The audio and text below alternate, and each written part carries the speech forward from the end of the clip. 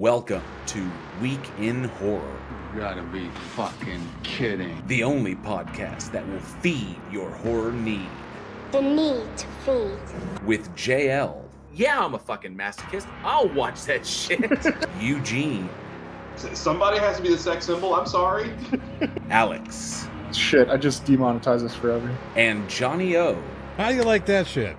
Got halfway through the monologue before unmuting myself. Golly, it's one of them fucking days. With industry guests. Hi, this is Richard Oakes, Director of Host. Hey, this is Adam Leader, Director of Host. This is Matthew Mark Hunter. I'm Don and Ellie. And you're listening to Week in Horror. And you're listening to Week in Horror. And this is Week in Horror. And you're listening to Week in Horror.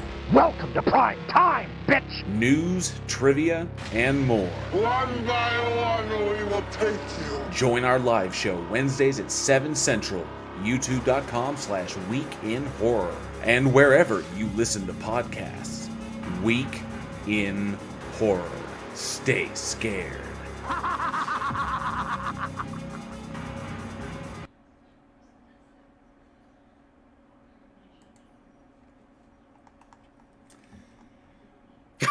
Well, so I apologize. Alex, we're going to edit this out for the audio, but Alex was supposed to have the intro on this one. And he was here, and then he was gone. These are the connectivity issues that I was telling you about in the live chat before we got started.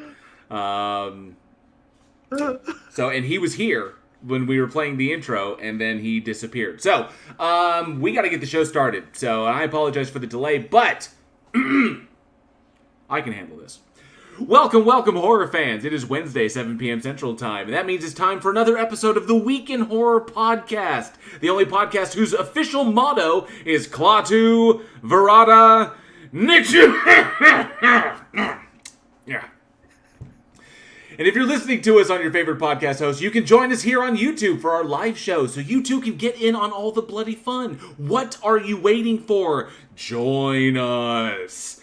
This week, we are covering select horror films released June 19th through June 25th. Thank you all so much for joining us. I'm not Alex, I'm JL, and with me tonight are Eugene, and Alex will be along shortly. What's up, everybody? So, yes, hopefully Alex will be here momentarily, but that's okay because apparently I need a Ricola. Did I sound bad in that? Oh, no, the coughing. It was the coughing is what it was. Oh, great. Now I'm losing Eugene. No! Everyone's... it's just another solo show. It looks like... Did you lose your camera? Yeah, it just like, I haven't even touched anything. It's like, your camera looks unplugged. Uh-oh. So I'm going to unplug and plug it. I'm still here, though. as he walks away. as he drives, I'm still here.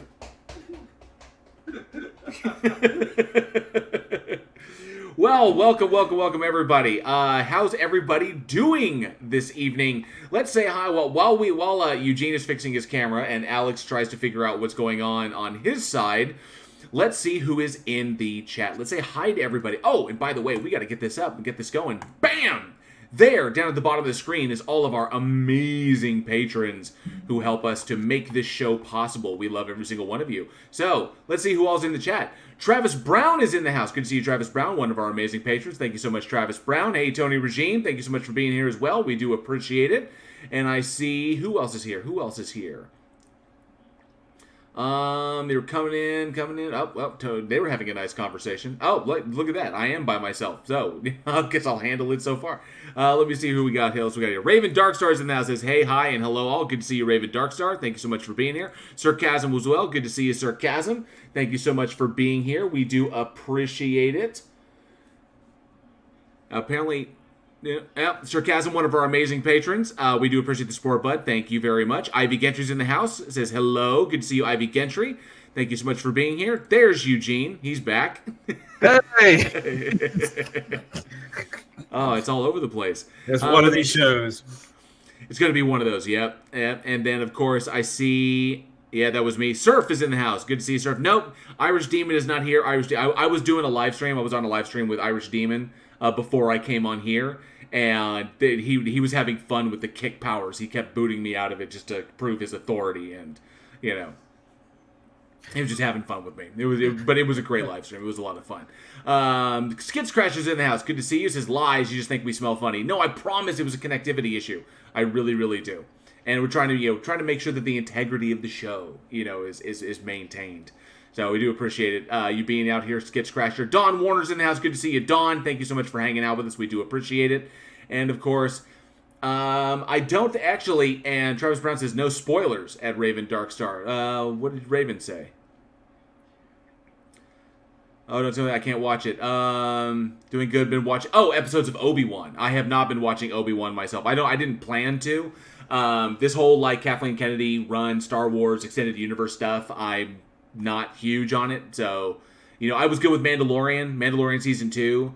I think it jumped the shark a little bit by bringing in Luke Skywalker, but that's just me. But as far as the further stuff, I'm pretty much done with it. Yeah, I really don't have a need for Disney Plus in my house. I've already got Amazon, I've got Hulu, I've got Netflix, I've got HBO Max, I've got what else do I have? My wife uses Pluto. There's so many streaming services in my house. I don't need Disney Plus. I really don't. Well, okay. The only this is no spoiler because I've only seen the first 2 episodes. The only thing that got me in was Ewan McGregor, because if you look at the prequels, there's a lot of bad acting in the prequels. There's a lot of bad acting from Academy Award winners. Right. But he was the best character out of all of it, and so I was like, I will at least watch Ewan McGregor as Obi-Wan. Okay.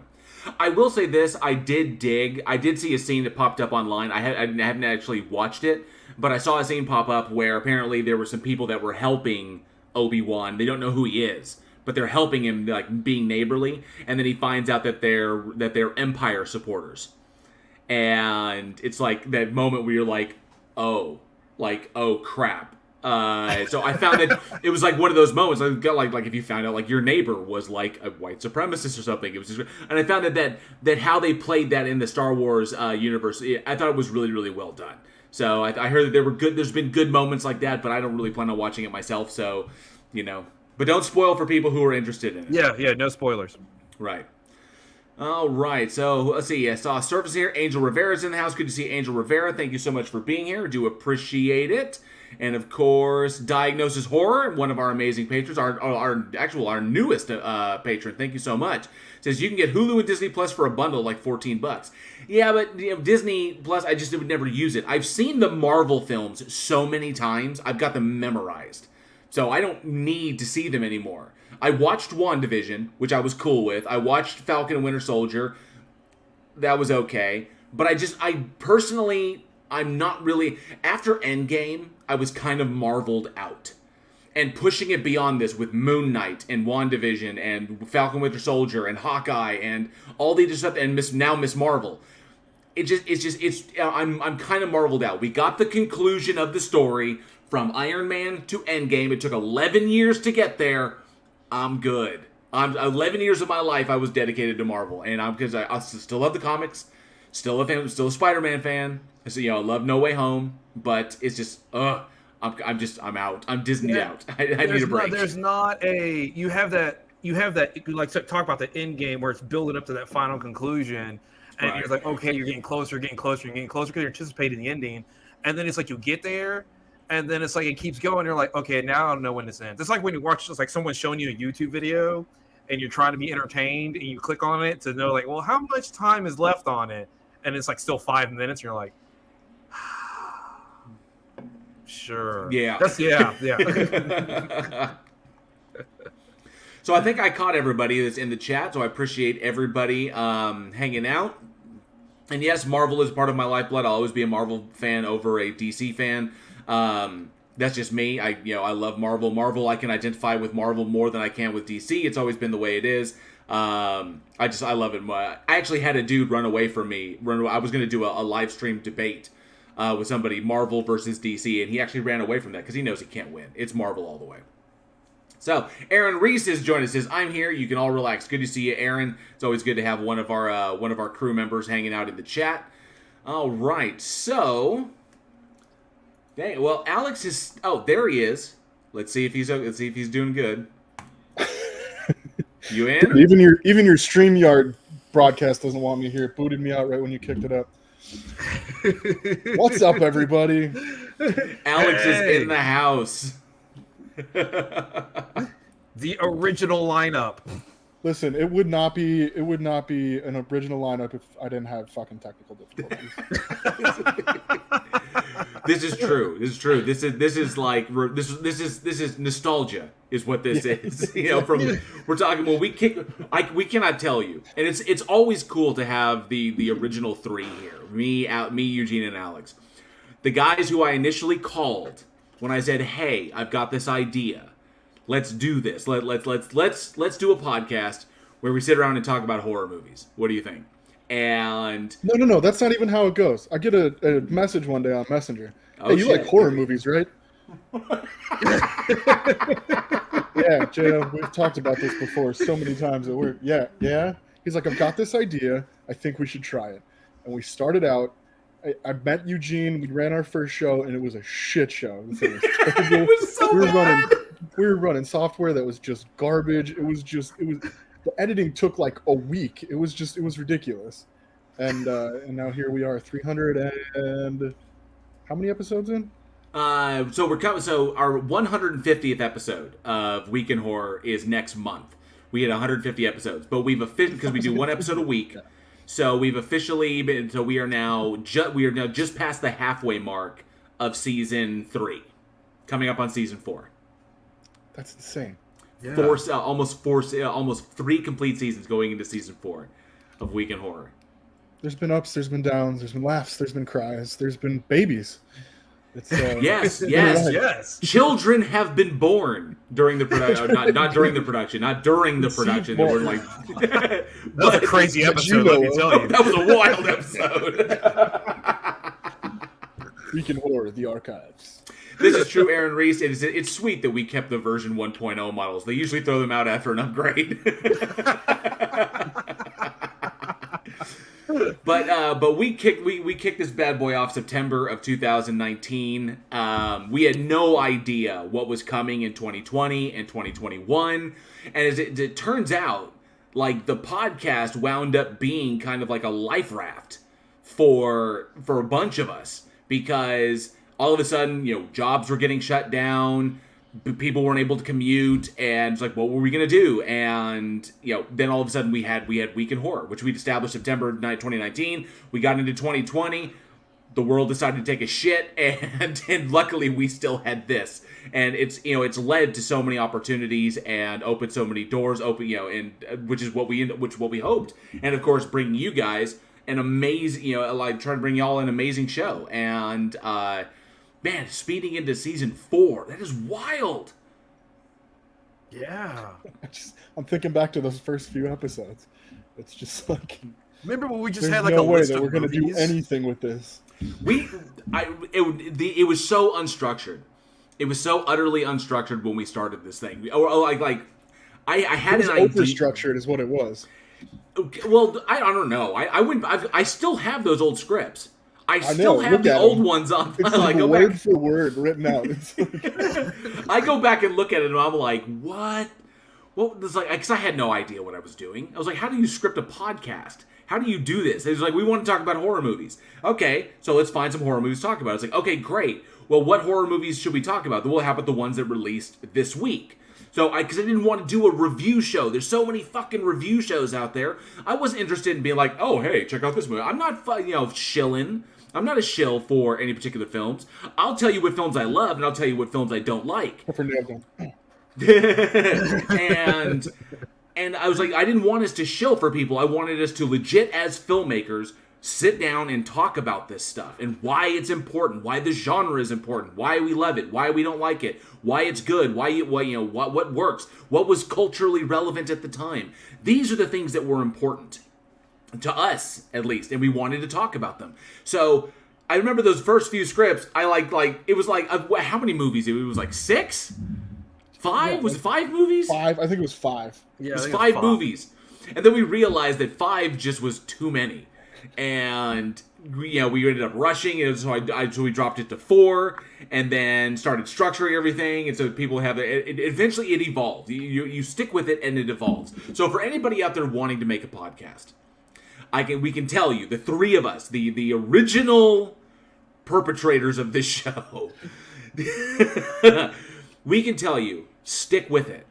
Yeah, when we started out, we had no idea what we were doing. We didn't know how to broadcast. We didn't know how to record these things. We had a vague deal, like, you take a mic, and this is how we started. We would get together, no audience, and, I think it was over Discord, right?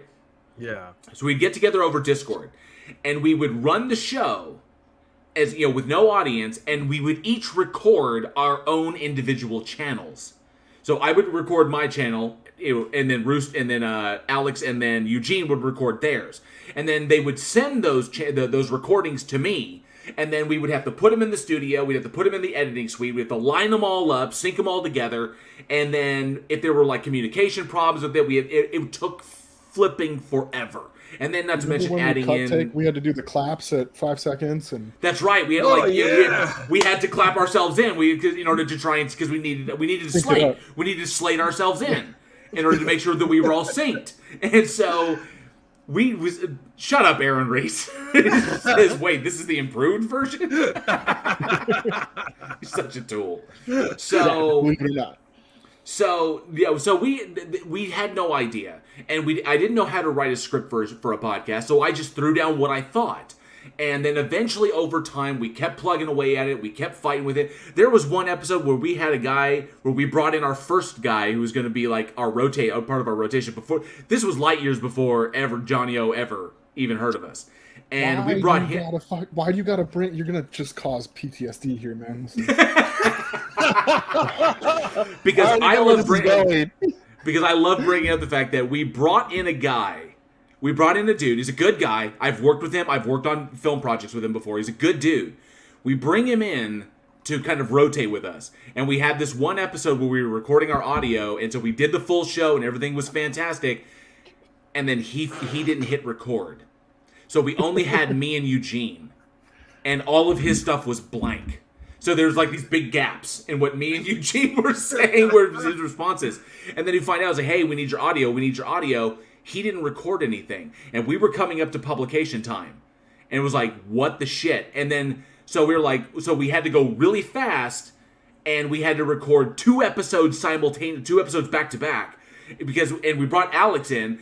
Alex covered it. Eugene and I have already been over this, so it's like old. It's like tiring for us. Alex has got to throw in there, but then on turnaround, we then had to record the next episode that Alex was going to be a part of, and so it was just a nightmare. It was a nightmare.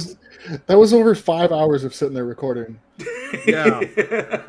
But I know we've talked about it, but by the end of it, I was literally sitting on the ground, just in the corner of my room that I was recording in, and I was just talking because it was like I'm just gonna sleep while we do this. It was ridiculous.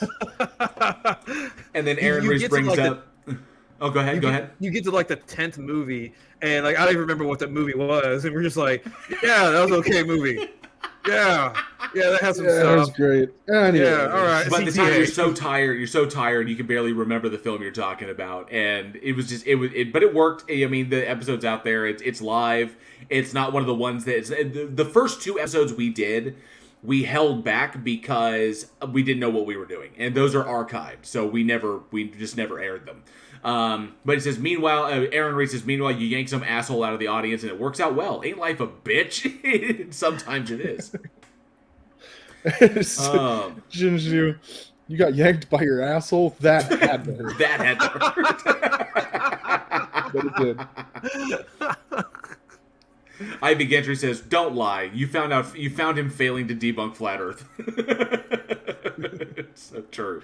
That's true. Travis Red says, you forgot Johnny O coming in the group, and now he's the invisible man.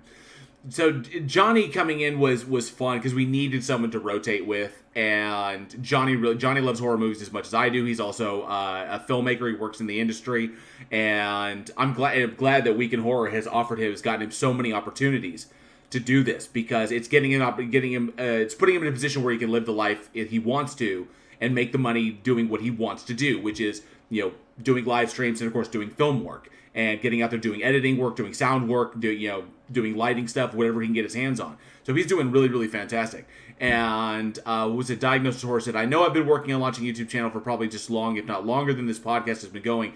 ADHD and some other issues have made it really hard. It is difficult. It requires, I won't lie, it requires focus. It requires focus, and you got to keep your nose to the grindstone. But whether or not you have, I know ADHD can be problematic, and I know that life can be distracting. As long as you keep plugging away. Walking 1 foot is better than walking no feet. Is what I've always tried to tell people. Mm-hmm. Some movement in the forward direction is better than no movement in the forward direction. You keep moving forward. Just keep pushing it. Whether you get a foot, whether you get a mile. It's not going to work out every single time. We've run into that before where it's like, you know what, we've had to step back and be like, this is not going to go the way that we thought it was going to go. What can we do instead? And, you probably don't even notice it on the audience side half the time because it's all behind the scenes. But there's a lot going on. That's why I'm not here all the time. Like, life got real busy. I had a 4th child. I've got a new career path that I'm headed down.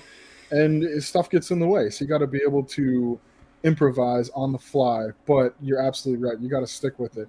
No matter, you can look at it and be like, well, I'll skip this one.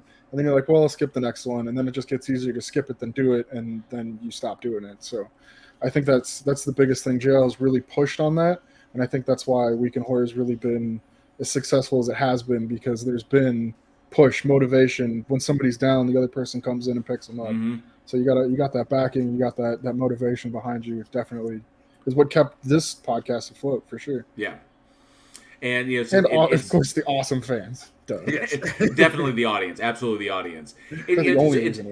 When you're doing it, it's about having that support structure behind you and developing that support structure and those individuals who are not only willing to but able to and enjoy picking up. So sometimes you got to bow out and and trust. And having that trust that you build over time, and that is what we've done here. But what Alex brought up, first and foremost, the thing that's helped us to maintain this cohesion is our amazing audience, is all of you out there, and it makes the juggling act worth it. And so Aaron Reese says every week is a juggle to get seats filled because this is the easy part. It's the prep that takes commitment. And it just takes a lot of prep. It takes research. We have to watch all the movies. I know it seems like, but when you're watching movies for entertainment, it's different than watching movies to speak about them coherently. And actually, I don't know what your computer's doing there. You in the Matrix? I live in a wormhole, JL. I live in a fucking wormhole. So, but we have to give our gratitude to the Week in Horror fans out there. Y'all make this possible. It's not that we would still do a show. We did a show when we didn't have an audience, when we were just putting out a show. But y'all make it 100% worth it. Worth it to come out here, and the fact that y'all take from the show what we hoped you would. You get to see movies that you hadn't thought of or hadn't heard of. You get to see stuff and see it in a light.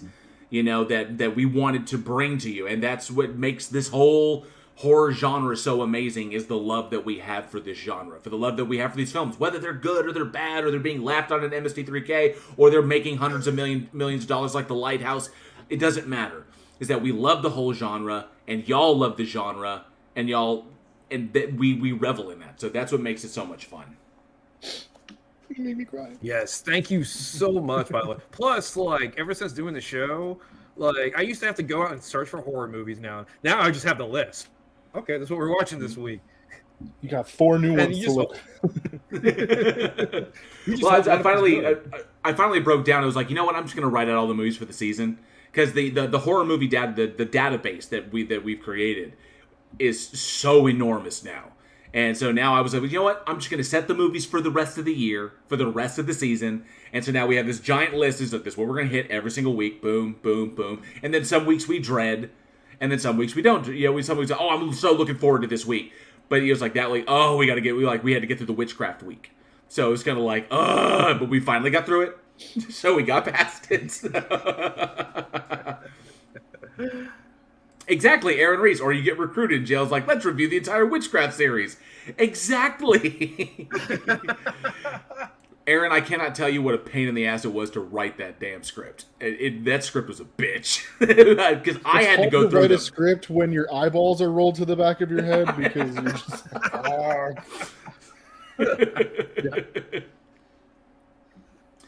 And Sally Skeletons says, I have a list of movies that I've never heard of before. And that's the awesome thing, is that I cannot tell you. And it's not only that. It's not only bringing up movies. This is what I love the most. It's not just about bringing up movies that people have never seen before, but it's being able to reintroduce, or I would say introduce this new, kind of the new generation to films that we grew up with, that they may never have heard of, just because they're old classics. One of my favorite moments in this show was being able to introduce the audience to Night of the Creeps. It's one of my favorite 80s classic monster films. You know, good classic zombie film. We have plenty of good one-liners. Got fucking Tom Atkins was just, off the chain in that. Some of the best shit, and I love them. I love that movie. I love it so much. It's one of my favorite Tom Atkins films. And then I got to turn around and meet Tom Atkins. So I meet the man personally, and I tell him, hey, we run this, and I had the Week in Horror shirt on. And I was like, yeah, we run this podcast where we talk about horror movies. And I just want to let you know, we recently got to introduce all of the new generation that listens to us to Night of the Creeps. Like people who had never even heard of this movie, and we got to introduce it to all of them, and they went out and they fucking loved it. And it's just, and he was like, dude, that is fucking cool, and he gave me a free picture with him. So, which is really, really neat. But he just thought, Tom Atkins, who was in that role in the 1980s, he was like, that is freaking cool. That's awesome that people are out there talking about this old stuff and bringing it up so that it doesn't get forgotten.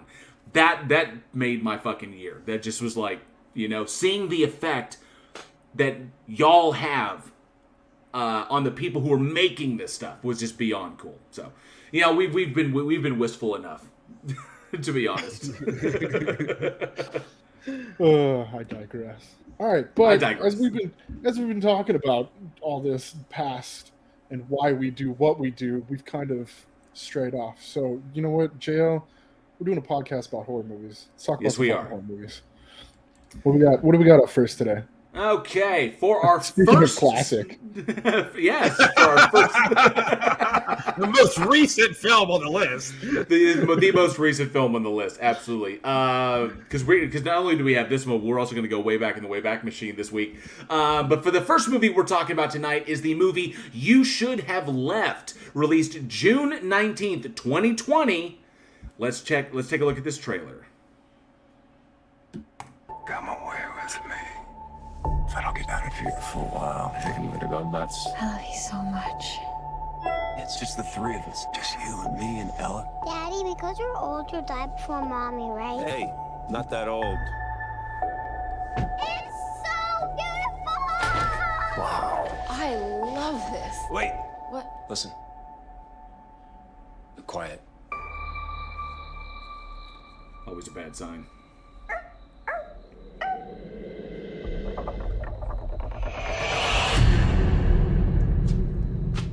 Hey. There was a shadow on the wall. I know it's fun, but it's time to sleep. Good night, honey.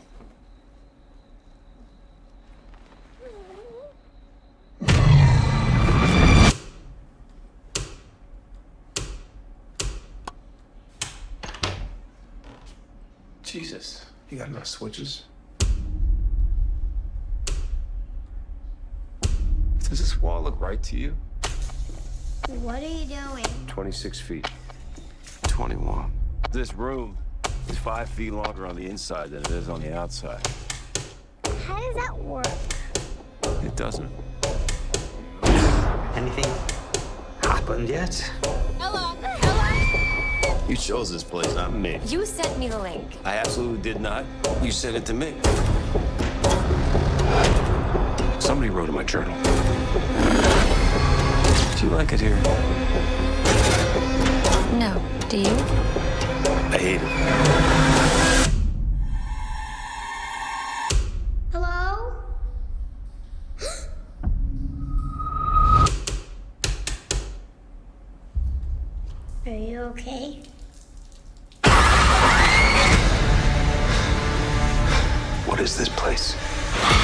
was a different house before that one. What sort of house?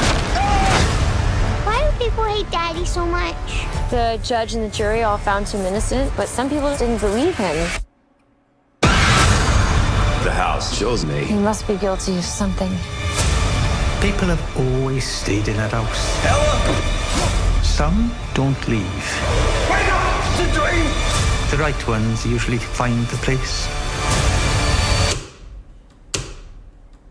Or maybe it's the other way round. The place finds them.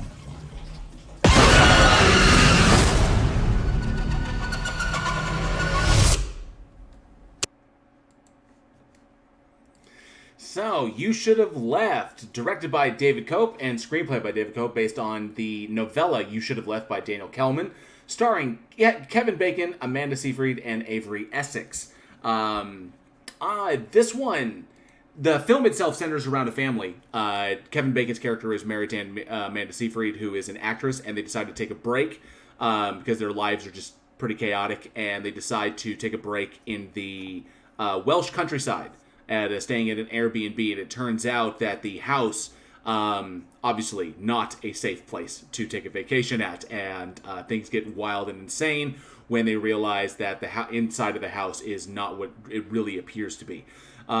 Secrets come out and things go nuts. I don't want to spoil too much because we have a moratorium on films that are less than 5 years old, but I was conflicted on this particular one. So, just like other things that happened in 2020, I would like to forget this one. Anyway, so the film in itself wasn't that terrible. It wasn't bad. Okay, one thing that I can always applaud Blumhouse for is that Blumhouse puts a lot of work into a clean and very, very good looking movie. Their cinematography is always on point. Their use of light and shadow, their DPs are always excellent. They always make for excellent looking films. So the movie itself I thought was amazingly effective when it came to the use of light and shadow, when it came to the use of depth and perspective. I thought that worked, and that works well for a house that supposedly the interior of it is larger than the exterior of it. So to create like this labyrinth-like interior that you could easily get lost in and become trapped within. And I thought that the way they made that, especially like the sequences like the staircase, okay, like the staircase when he's going down and like the light swinging back and forth, and I thought there was a lot of brilliant visualization in the film, shot very, very well. The problem is that the effects, it wasn't really effects, but the style that they used seemed to be the foundation for the movie. It's like we're going to rest everything upon the visual appeal of the movie, which creates an almost surrealistic effect, but that's really all it's got going for it.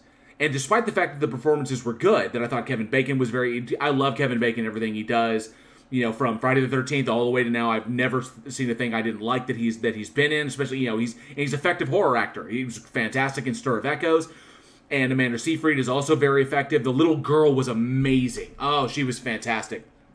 And even though it was good, it put too much weight on something that should be supporting to the story. The story should be able to hold up on its own without having to do all this cool stuff with the camera or do cool stuff as far as the set design goes. Unfortunately, all the weight is on that. And when you take that away and you try to really dive into the characters themselves, what's going on, it just didn't hold up for me, which is a shame because a lot of work went into making this house look fantastic, to look both comforting and kind of threatening in a way. The aesthetics, the architecture, the set design was brilliant, and then unfortunately all just wasted. All just wasted. It's just surrealism for the sake of surrealism is just, it doesn't play.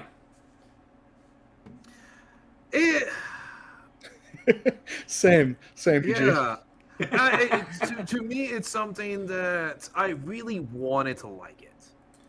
I wanted to. It has so many good things going for it, There's so many great aspects to it, but it felt like it was just missing something. And as you talk about the house in of itself, honestly, I thought the house could be a little bit more. It was so I modern. It was like something you'd see in LA. It was that's what was interesting is that you bring up it's the architectural design of it doesn't fit in the picturesque Welsh landscape. Well, it stands out. It's kind of like, wow, this thing is out here. But like, a brand new house that was built in 2020 doesn't scare me as much as an old creepy house that has a past. And I get it. It runs with the story, but it's hard. I don't know. Yeah, the architecture of the house threw me off immediately. I'm like, this doesn't belong, and it doesn't make me scared at all. Like, the house doesn't scare me at all. Aaron Reese, I see what you're bringing up. Says, why has no one referred to House of Leaves yet? It's House of Leaves, and it's the book by Mark Danielewski, who is the brother of the music artist Poe. Mark Danielewski's book. So his book is fantastic. It's about a descent into madness regarding a man who discovers that the house that he has bought is, when they're going to do a remodel, discovers that the house is bigger on the inside than it is on the outside, and it's only bigger by like an inch.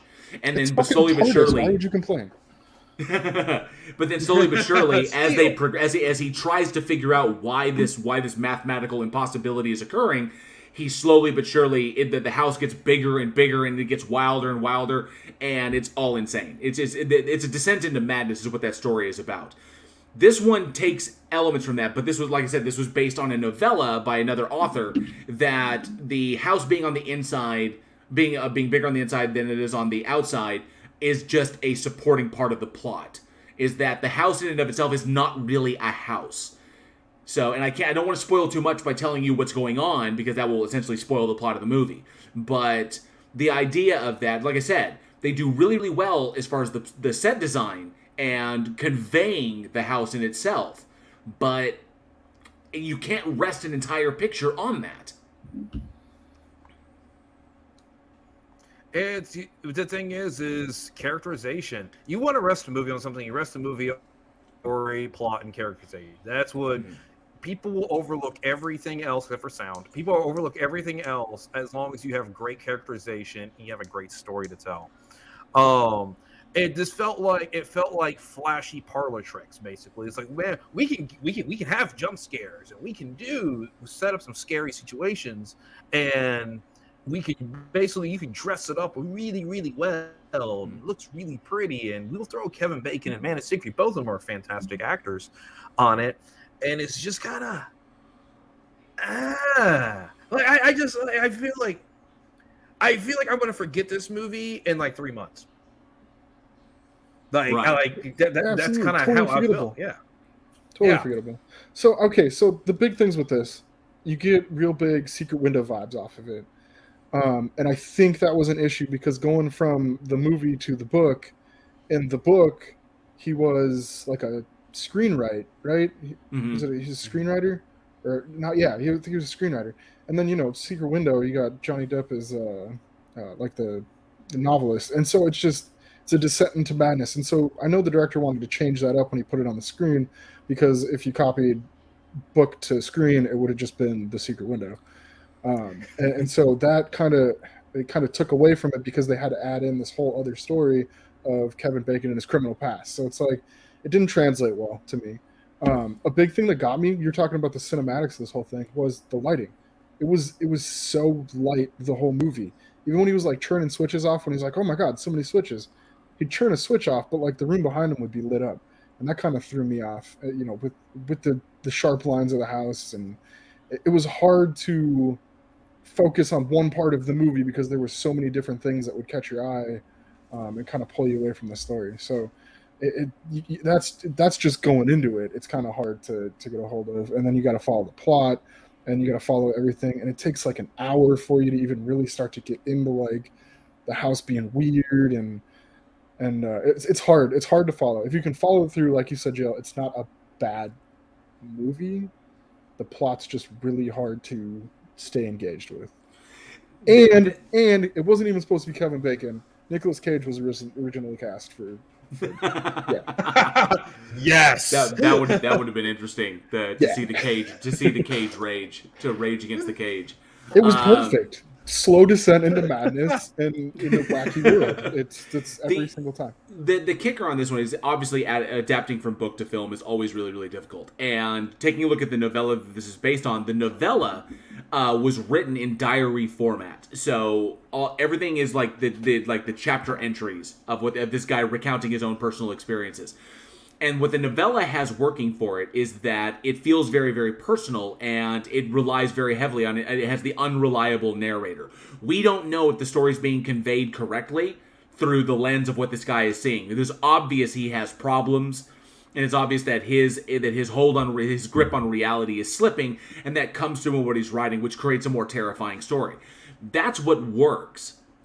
The problem is that other stories have done it better, and other movies have done it better. So, like you said, Secret Window, Stephen King's Secret Window is a big, I think would take some influence. This took some influence from that. Not to mention, The Night House was a much, much better shot film, because while it still deals with the creepy house and weird aesthetics and stuff like that, the characterization was much stronger. I really, really felt for everybody in that. When the events take place, when they get into the house and things start falling apart, the problem is that we never get the opportunity to attach to anybody or to identify with anyone. Everyone's got their issues, and it's all about likability. There was nothing really super likable about Kevin Bacon's character, nothing super likable about Amanda Seyfried's character, but the only one I really identified with was the little girl. Is that I could see her fear of being in this place that is unrecognizable and is scary, and trying to understand. Then the sequence where she's lost in the house. That I could get with, but when you can't identify with your primary character, because this is Kevin Bacon's story, it's his character's story. When you can't get around with that, it's kind of like, and then of course the way it ends is kind of like, was it worth it? This is a really cool way to shoot a movie, and a lot of effort went into it, but there's also, not to mention plot holes there. And once you get done with it, you recognize that there were plot holes about it. It felt very much like watching Us again, where there were several plot holes that were within it. It was kind of like, why didn't they shore this up? Personally, yeah, movies like Deep House and The Night House did it so much better. This one, unfortunately, just doesn't have enough, because all the weight was put on what should be supporting the movie and not what the movie's about. This shouldn't be the bulk of it. It's like, wow, really cool aesthetics, but why am I here? And the movie really can't answer that. Listen, you mentioned plot holes. As soon as you mention plot hole, guess who shows up in the chat? Yeah, you're talking about plot holes. There's a ton of them. It was like, but it felt awesome to be. You're like having your fun with this puzzle, and like you said, at the end of it, you're like, but was I right? Were the things that I was trying to puzzle together in all those, was I right? You never find out. And it's not even like a good, like ambiguous. It's just like a, okay. Like the stuff you find out is just kind of like, yeah. And it's hard because Blumhouse, man, you got stuff like Fantasy Island. Sometimes they just miss. I think that what this was it was a solid novella that a lot of people enjoyed. Yeah. But it's from a writer who's not super established, and so they were able to pick up the rights to it on the cheap and make a quick movie. So when studios have the money to secure the rights to interesting books that are not super expensive, it's a way to get those rights and make a quick movie. Kind of like, and there's always budget justifications and what do we have this money for? And we got to make movies somehow. So when you get to this size, sometimes you just have to generate movies. Very similar to old school Hollywood, when studios would owe actors movies. It's like, well, we promised them a 6-picture deal, and unfortunately, they don't have the box office draw they used to, so we're not going to put them in any of our big budget pictures, but we still owe them movies. We're contractually obligated. So they will literally find something to make a movie real quick, stick the actor in it to fulfill their contractual obligation. Similar to this, sometimes you need to produce films because you are contractually obligated to do so. This kind of felt like that. This was more a business decision than trying to make a movie that works. And that's why so many things are kind of left apart. It's like, yeah, we're going to do a good job, and we're going to deliver a movie that's interesting to watch, but it's not going to be one that we remember. And there are going to be other movies out there that do it a lot better, just because they're more interested in telling a really cohesive narrative. This one wasn't worried about that. That's why it felt like, hey, we got the rights.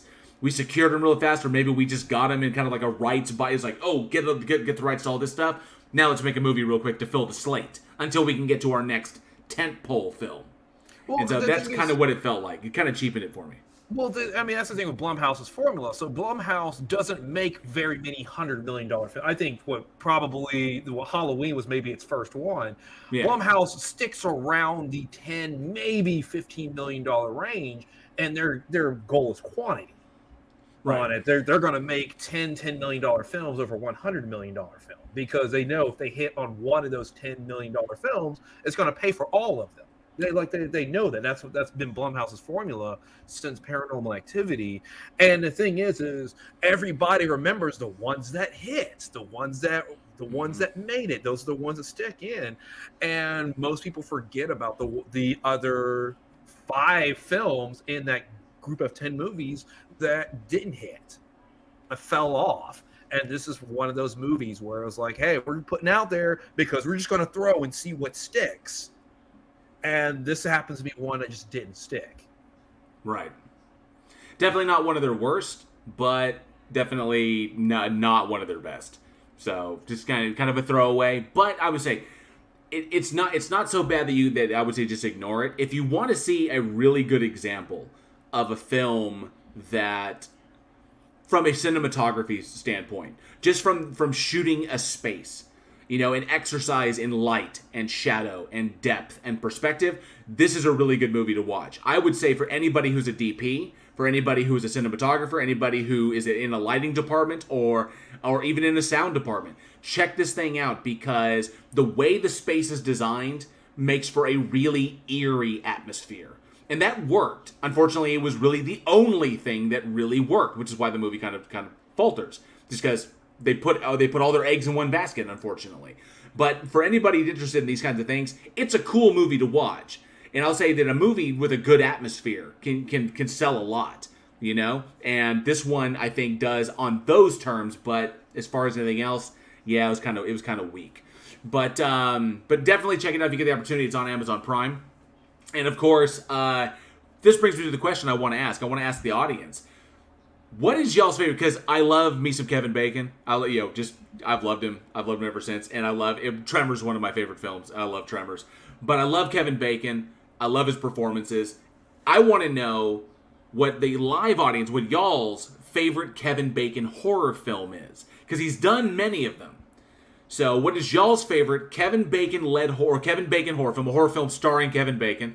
Let us know in the live chat or down in the comments below or at weekinhorror@gmail.com. Well, it doesn't necessarily have to be starring Kevin Bacon. Not necessarily, yeah. He could be supporting to it as well. Sir Kevin says the DP and Grip should get Bacon's paycheck. Probably. Because they did a really good job. Mr. Malord says Footloose. Movie was terrifying. Travis Brown says Tremors. Got some love for Tremors. Diagnosaurus says Friday the 13th and Tremors. Yep. Oh, Angel Rivera says technically it would be Hollow Man. Hollow Man would be the one that Kevin Bacon was in, but Hollow Man was... I enjoyed Hollow Man. I did. Aaron Reese says Wild Things. Horrifying.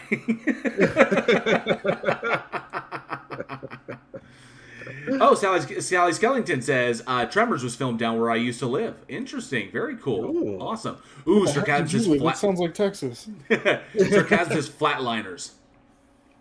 Flatliners was good. Flatliners was good. Yes. Extra J, good to see you. Thank you so much for being here. And Surf says, yep, Footloose. Diagnosaur says, Flatliners is good too, but I don't really call it horror. I think that it had some horror elements in it. It's more like, I would say it wasn't as hardcore as like Jacob's Ladder, but I think there were some sequences in it that were pretty scary. Oh, Mr. Lord says Stir of Echoes for horrible Chicago accent. Gotta love it. He misses that one pretty hard. All right, so Eugene, you got our next one. Let's go back to the 80s. All right. Fuck yeah! Back to the let me get my hair 80s. dye and headbands. Yes. Get your headband on. This movie is so 80s. This is like It doesn't get more 80s in this movie. But this is the golden age of the 80s slasher films. We have The Scaremaker, which was released June 20th. Roll it. Scare is defined as something sudden, ugly, and terrifying. Fright is the result of being scared out of your mind. Meet the Scaremaker.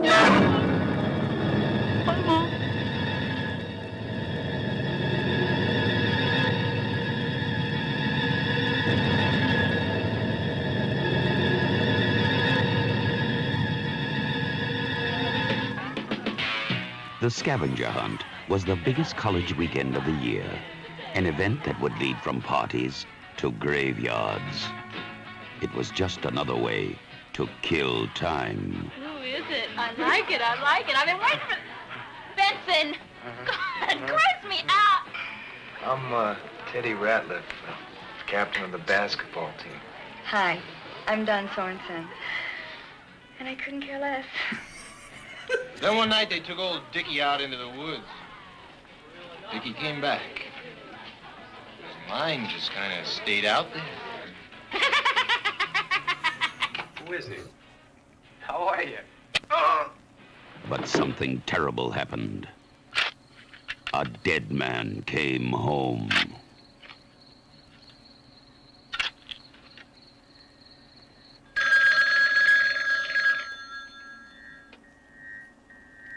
Security McVeigh.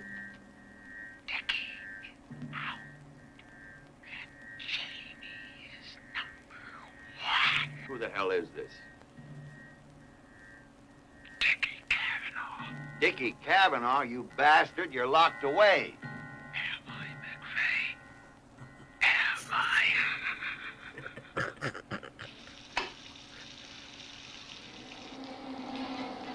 The Scaremaker will take you places you've never been. Janie?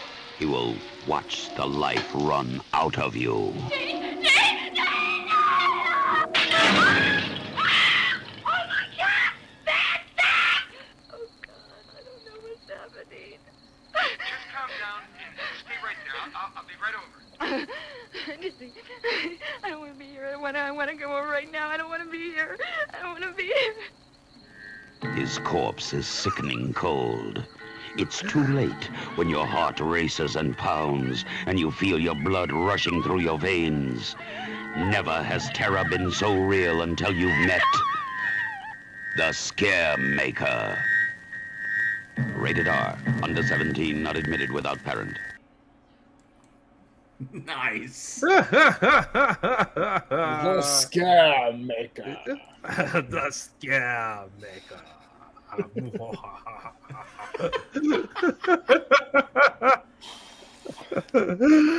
All right, The Scaremaker, also under the title Girls' Night Out, is directed by Robert Dubell, starring Rutanya Alda, Suzanne Barnes, Lauren Marie Taylor, Julia Montgomery, James Carell, Al McGreer, David Hollowbrook, and Hal Hollowbrook. And basically, you have a bunch of college kids that end up going on a scavenger hunt, and they get killed off by someone dressed as the mascot from their school. As you can see, with the claws coming out of the bear's Yes. hand. So this is an interesting thing. And it says, well, what the fuck was that? That's pure. That is 80s slasher. That's 80s slasher gold is what that was. And I have to say, I have to address this. So Jinju says, so there is TNA in this film. Unfortunately, no. There is no TNA in this movie. There, shockingly so. But that's one thing that we're going to address. I think there was one thing, and there was one bare ass, and it was a guy's. There was a butt, and it was a dude's. Right. It was a dude's butt. Yeah. But there was no titties, and there was no sex. None of it. There was like post and after scenes. There was post coitus. Yeah, no. post haste. Post coitus, post haste. Yeah, like I was saying that this is not your typical 80s slasher. No, the budget said no on all that. Because they spent it all on the damn soundtrack. One thing that they seriously though, how did they end up? They have like big names on that soundtrack, which is great, but so it doesn't. There's like no gore. I mean, there's like a little bit of like blood, but there's really nothing like super gory. And you come out in '82, which is preceding all sorts of the goriest. You know, big was Alien and well, you consider what's after what it came after. It's coming on because Texas Chainsaw Massacre was 1974. Yeah. Halloween was 1978. You've got 1980 had Friday the 13th. 81 had The Burning. You've got a number of big name slasher films that came out before this. That's why I was like, wow. After I was done with this, I was really impressed because it kind of went the route of like April Fool's Day, where it was let's take from the tropes, but we're not going to lean too hard on what's already established. Just try to do something a little bit different. That's why no TNA, very little gore. You do have some blood, a unique kind of killer that did and well, I admit it seems goofy now, but at the time it's like that's kind of inspired. Dress up like the bear mascot and then put like the knives through the hand so you can. I thought that was kind of okay. I can see it. They made it so realistic up to that point and spent so much time focused on the kills and the scariness of it that was original. The dialogue in the movie was fucking hilarious, and it was all original. That's what you noticed. You focused on that storyline more than, oh, how are they going to replicate the same kills that they've done in every single movie? So I think what they did was take the horror parts of it and make them short, sweet, and to the point. To an extent of let's not make their mind race this way, but let's actually tell our story, which is like it's a fun plot, and like with the mascot, it's like what the fucking Outback Steakhouse steak knives that go through. they were like restaurant steak knives. Steak knives. They literally had no budget for anything in this fucking movie, but it worked well, and it was funny, and it was it got okay, this is a slasher movie without focusing on this is a slasher movie. This is our movie. Watch it and enjoy it, have fun. But here's, we have to fit it into this genre. So let's do these quick little kills and get them over with. Let's not spend a whole bunch of time and money on that. Yeah, I think it was definitely different than. It took some interesting tropes. So it takes elements from a bunch of previous ones. It's got the full clad killer, much like Slumber Party Massacre or much like Sorority House Massacre. You've got the radio DJ who's kind of playing through the whole thing because the scavenger hunt going on is being led by the DJ. So that has kind of a feel from the Fog, from Carpenter's The Fog, which came out in 1980. It takes a lot of elements. And not to mention all the wood shit, which is obvious burning and Friday the 13th takes elements from that. But it didn't, and of course the kind of twist at the end. The twist at the end was so slumber. God dang it! You think it's Sleepaway Camp? Sleepaway Camp. Thank you. Was very Sleepaway Camp, and then of course not to mention the kind of like. Come on, because it turns out that that they're twins, and so when he does the whole sequence where he's like the picture, drawing the hair on the picture, it's like, and the big like, it's like it pulls from a lot, but it felt very homage-ish, and I liked what they did with it, and that they didn't rely to it. They tried to do something new, and that's what I dug. That's what I dug about this. Is try to introduce something new to the genre. Don't do what everybody else is doing because it's lazy and it's cheap and usually comes off as just a knockoff. Pay respect to the work done before you, but try to inject something interesting to it. And I think this is, not to mention, I will give it this.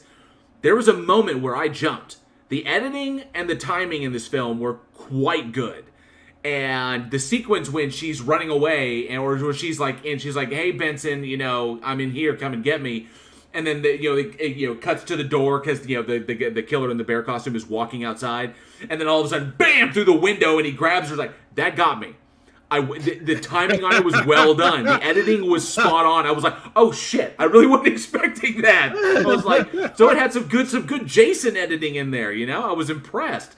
And what Alex mentioned about the dialogue, I love that the writer of this, and to give some credit where it's due. So Joe Bolster wrote your classic kind of 80s misogyny in this, but while at the same time recognizing the kind of the increase in feminism and women having a voice, especially sexually having a voice, because the killer is constantly calling all the victims sluts and whores, and killing them for that reason. The classic classic slasher trope. But the fact that all the dialogue, all the the female dialogue in this was magnificent, because it's all of them, the majority of it's all of them standing up for themselves. And I really, really like that. There was no cowing to the misogynistic male mentality. All these girls stand up for themselves and stand up for their sexuality, and they don't make apologies for being sexual creatures. And I liked that.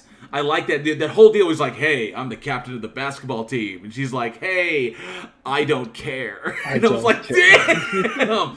Stuff you would not expect in an 80s horror film. No, there's no like girls like fawning over guys. All the guys are fawning over the girls. I really like this. And I dug it. There wasn't a specific final girl. It's just a good classic killer running around killing everybody. I dug it. And with a nice little twist at the end. It surprised me. It was a lot better than I thought. Yeah, it was something. I enjoyed it. Talking about earlier is the 80s style of cinematography, and it has a lot of the real hard shadows. Because cinematography wise, the style right now is everything's supposed to look natural lights. It's natural light, some real soft shadows. If you go back and look at You Should Have Left, it has that natural, the light comes in from the giant windows or from the lamp in the corner. Whereas you look at a lot of these 80s films, and especially with this one, is no, that light's just gonna beam in. She's outside in the middle, there's just a hard light coming right here. We know that's not the moon at all. That's somewhere. Like the way, but what is interesting is that that's a common style in a lot of cinematography from the 80s, where it was, he didn't quite have the full poltergeist budget that Steven Spielberg had, where we can light it however we want. It's like, no, we got X amount of lights. We have to light it enough so that you can see it, so it's going to show up on film. So we're just going to lean into it really hard. And it'll be really kind of interesting to see some films kind of make a comeback like that. Like I would love to see an 80s homage shot in that way, of that traditional 80s style, to get that kind of feel to it. I think that would be really kind of cool. That would be kind of cool to do. But there's some shots like when she's on the payphone talking. For some reason, that I really enjoy that shot.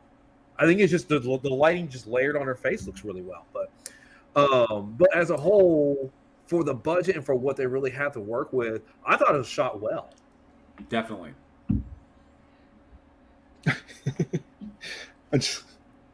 What? Nothing. It's this movie. No, it was great. I'm just laughing because it's like I keep thinking about the costume. It was really only. I'm trying to think of any movie that used like a character like that. I know there was like masks and clowns and all that stuff, but there was no like character, like mascot, no dolls. It had to be an alien or a masked serial killer, and then they bring in a fucking bear costume. With the little eyes that are just clearly like cut out. It's like felt that's just stuck on the yeah. It's very very obviously it's cheaply like made. Terrible. That's what makes it fun. Is that terrible costume? It's like they know what their movie was. They knew what it was, and they leaned into it. It was more of a C horror, and they're like, "Fuck it, let's just make it. Let's have fun." And it turned out to be really good for a fucking movie. I like the showing the formation of the weapon. It's like you see the killer putting it together, taping the knives to their hand so that they would have that kind of flexibility. It's like, oh, I see what they're setting up, and then putting the mascot guys like, and then the claw. I was like, okay, that's kind of neat. Just because the bear is like, oh, bear, and it kills. It was like, hey, you're a crazy person. You're putting on a costume to like kill somebody. I was like, why not? Why not do it that way? I thought it was clever. I'm like, bear claw. But interesting the fact that that it's like a real it's a real kind of looking mascot versus, because you take like Happy Death Day where the killer dressed up as a mascot. You look at the mascot and you're like, who the fuck has a baby as a mascot? That's a fucking creepy baby. Whereas this is a fun teddy bear, and then all of a sudden knives come out.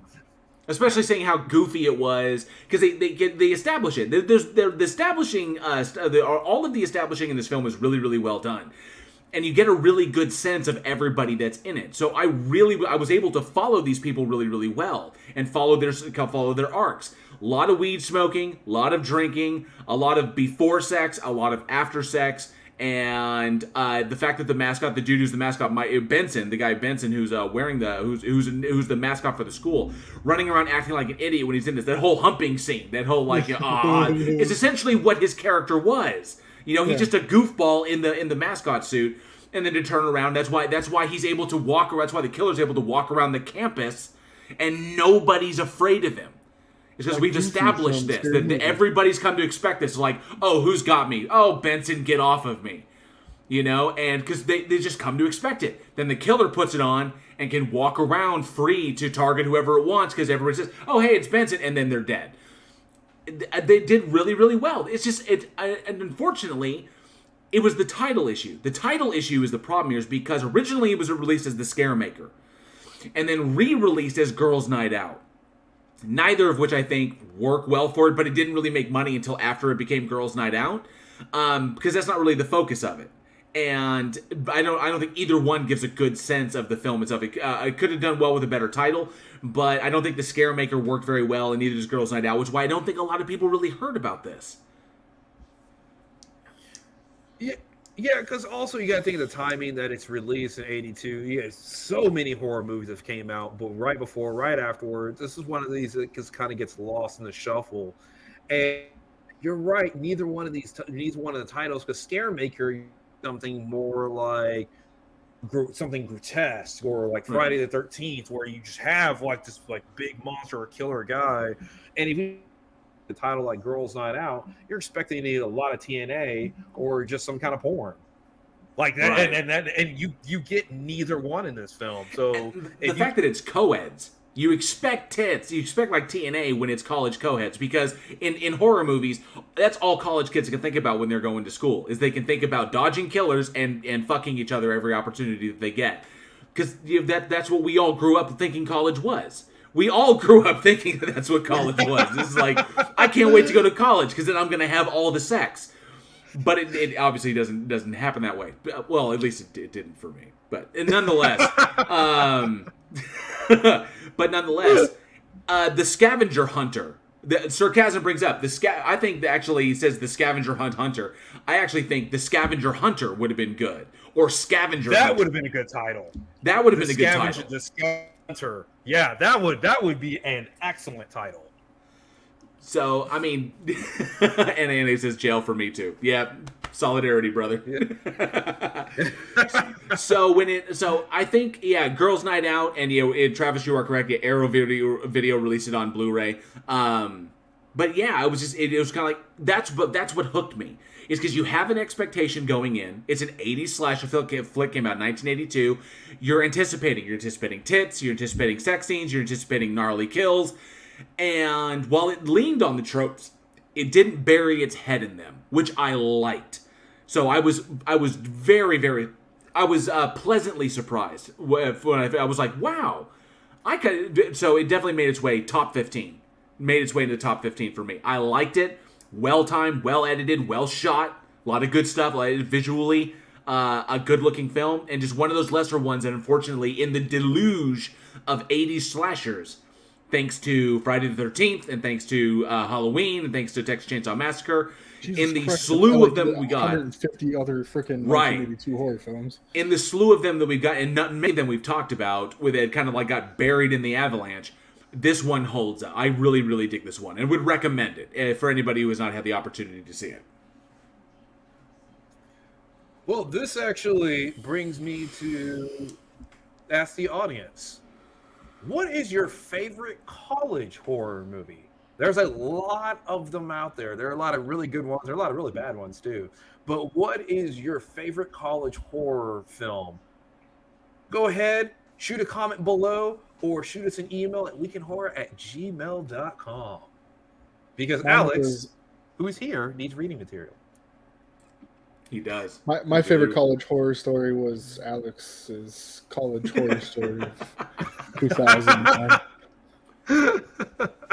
actually, Angel Rivera brings up Night of the Creeps. Fucking A. Yeah. I got good news and bad news, girls. The good news is your dates are here. The bad news is, close up, they're dead. I was like, yes! Fucking Tom Atkins, the man! Aaron Reeves brings up Black Christmas. Excellent. Sarcasm brings up Student Bodies. That movie's fucking hilarious. And when it starts drooling out of the phone, it's so brilliant. That should have been a National Lampoon's film. You would expect it. Wrote in last name says the Type-O-U Massacre. That's hilarious, dude. That's an inside joke from another live stream. I do appreciate that. But so many good ones. I actually I dig Sorority House Massacre. I like that one. God, so many good college ones out there. And also some recent one. I personally, to kind of go more recent, I think Scream 2 holds up. Because Scream 2, I think, is actually better than the first Scream. Scream 2 was college-based, took place on the campus, and had a lot of the college horror tropes. Sent them up meta style, but I really enjoyed Scream 2. Ooh, and Happy Death Day. Absolutely. That's what I was actually fixing to say. I really, really like Happy Death Day. And Ivy Gentry, Freaky was high school. That was a high school horror because she was I think she was a cheerleader? Yeah, she was a cheerleader. Yeah, she was a cheerleader. Okay. You're speaking of Freaky Friday starring Lindsay Lohan and Jamie Lee Curtis, right? Absolutely. I will say this: Freaky was fucking fantastic. Vince Vaughn was so brilliant in that movie. And the sequence when they switch bodies. The killer is now in the final girl's body. The final girl is in the killer's body. The sequence when they're in the back of the car. And like it gets admitted like the popular boy in school has always had a crush on her, but it's Vince Vaughn, and he's like, oh, that's so sweet. And everything. It was so brilliant. I was like, talk about their feelings. But it's fucking Vince Vaughn. Jesus Christ! When's the next time you even see Vince Vaughn? Is it like Jurassic Park 2? No, that's way early on. Freaky came out just a couple years ago. Oh, that's a new Vince Vaughn movie? Yes! Vince Vaughn plays a serial killer who uses this like magical dagger, who comes across a magical dagger and uses it to kill a girl, but in trying to kill her winds up switching bodies with her. So the serial killer is now I gotta go watch this. Yeah, the serial killer is now the serial killer is now possessing the final girl's body, and the final girl is in the serial killer's body. Okay, and the way that they play it to brilliant effect, because nobody expects the girl to be the killer, so she can get the drop on everybody. And Vince Vaughn is a big motherfucker, and he looks kind of creepy, but he's the girl. And so there's a sequence when they're trying to it's like how do we fix this? How do we fix this? And there's a moment when the popular boy in school admits that he's had a crush on her for the longest time, and she's like, oh goodness, they're having this moment. But it's Vince Vaughn playing a high school girl. So they have a moment where they try to connect, and they're sitting in the backseat of the car together. Oh, God, it was fucking amazing. Oh, that's great. Oh, fantastic. No, that's what I gotta watch now. Awesome. All right, Alex, what do we got up? Let's go to June 22nd, 2007 with The Wizard of Gore. Roll that beautiful bean footage. Roll that bitch. My name is Ed Bigelow, and what you are watching is the end of my life as I knew it. Baby, why do we even bother coming to this thing every year? What is wrong with you? They say all the world's a stage. Look at my show. Magic show? Yeah, it's worth a shot. You'll see how it all went to the devil. You! Where do you think you're going? That's Cayenne. Who? Everyone knows Cayenne. Join me. Montauk, the Magnificent! A bizarre magician. This show is about what's on the inside. A grisly illusion. What is inside you?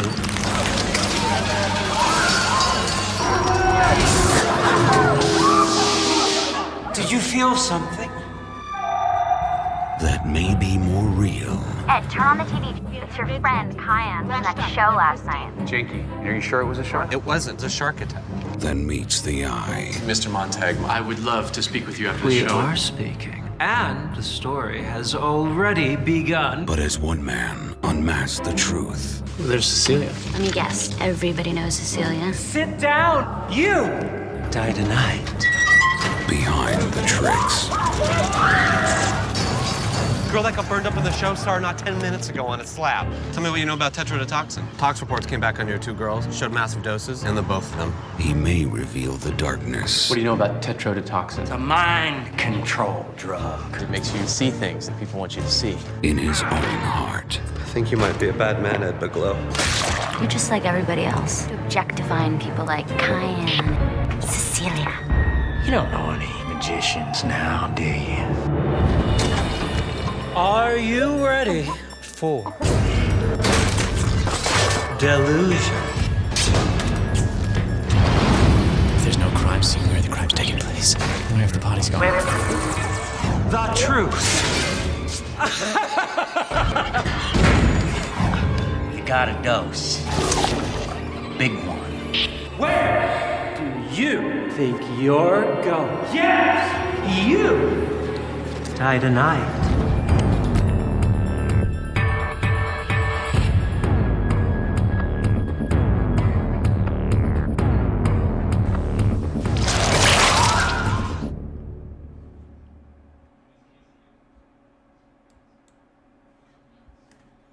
You got a dose. Big one. All right, so The Wizard of Gore is a splatter noir horror film directed by Jeremy Kasten, starring Kip Pardue, Bayou Phillips, Crispin Glover, Joshua Miller, Brad Dourif, and Jeffrey Combs, and some of the Suicide Girls. It's a remake of a 1970 Herschel Gordon Lewis film, and where you got this magician, Montag the Magnificent, who is obviously performing these acts on stage, and victims start popping up. And this detective is trying to figure out what's going on, but it turns out that he has bitten off way more than he can fucking chew, and shit gets real. Sorry, you can say it, Eugene. And shit gets real. Shit gets real quick. It's trippy. It's super cheesy noir, which is fucking great. And it is the complete opposite of the last film. It is all tits. Oh, yes. Many tits in this one. And, okay, so Travis Brown, Ed Bigelow, male wizardo. So there's a lot of love for Crispin Glover, a lot of love for Brad Dourif in this one. Not to mention, it doesn't say it in there, but Jeffrey Combs was also in this film, to very, very small effect. So the problem was that I'm a huge fan of Herschel Gordon Lewis's work. I love it's the father of splatter horror, and we're talking about the guy behind. What was it? The guy behind what was it? What are some of his favorite ones? Blood Feast, like the original Blood Feast. You can't get more than that. I mean, hardcore stuff. We've talked about like what was it? 2000 was it 2000 Maniacs. I love his stuff, and I love where he goes with it. And that's because Herschel Gordon Lewis never, ever shied away from what I would call the gore money shot, or the splatter money shot. The problem with Wizard with this remake that I came away with is that we never, ever get there.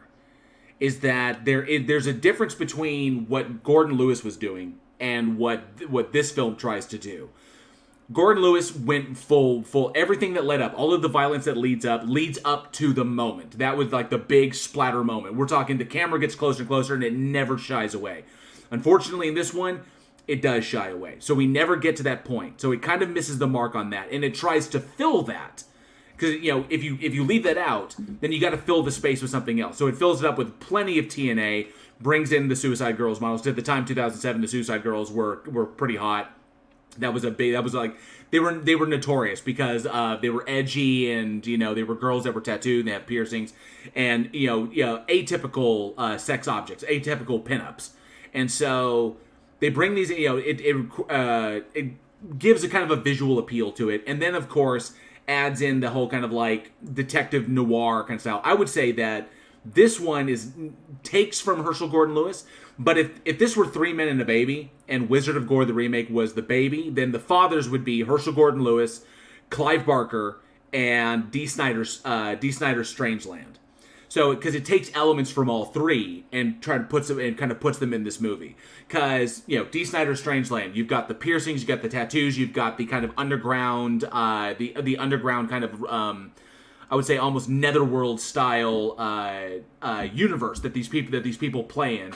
Then you've got the Clive Barker style titillating sexual scenes and the neo-noir detective story, very similar to Lord of Illusions. And then, of course, Herschel Gordon Lewis's original film, The Wizard of Gore. And I think, unfortunately, this is a remake of that. Don't take from it and say it's a remake. Actually remake the movie. And unfortunately, when you're remaking a splatter horror, like a legit splatter, you do what Robert Englund, you do what 2001 Maniacs did. When they remade that and brought back with Robert Englund, they went whole hog in that one. And that is fully what you would expect from a sequel to the original 2000 Maniacs. They missed the mark in this one. If you're going to do splatter horror, don't shy away from the splatter. Get in there. Get the camera in there. It's what the camera wants. Don't obscure it. Don't hide it behind trickery. Really go for the gusto. Unfortunately, it just doesn't, which is a shame. And with Crispin Glover and Brad Dourif and Jeffrey Combs, all this legend, all this stuff they try to pump in here to give the film its valuation, when the one thing it is a remake of a Herschel Gordon Lewis film, it just falls short of the mark. I was disappointed. A swing and a miss.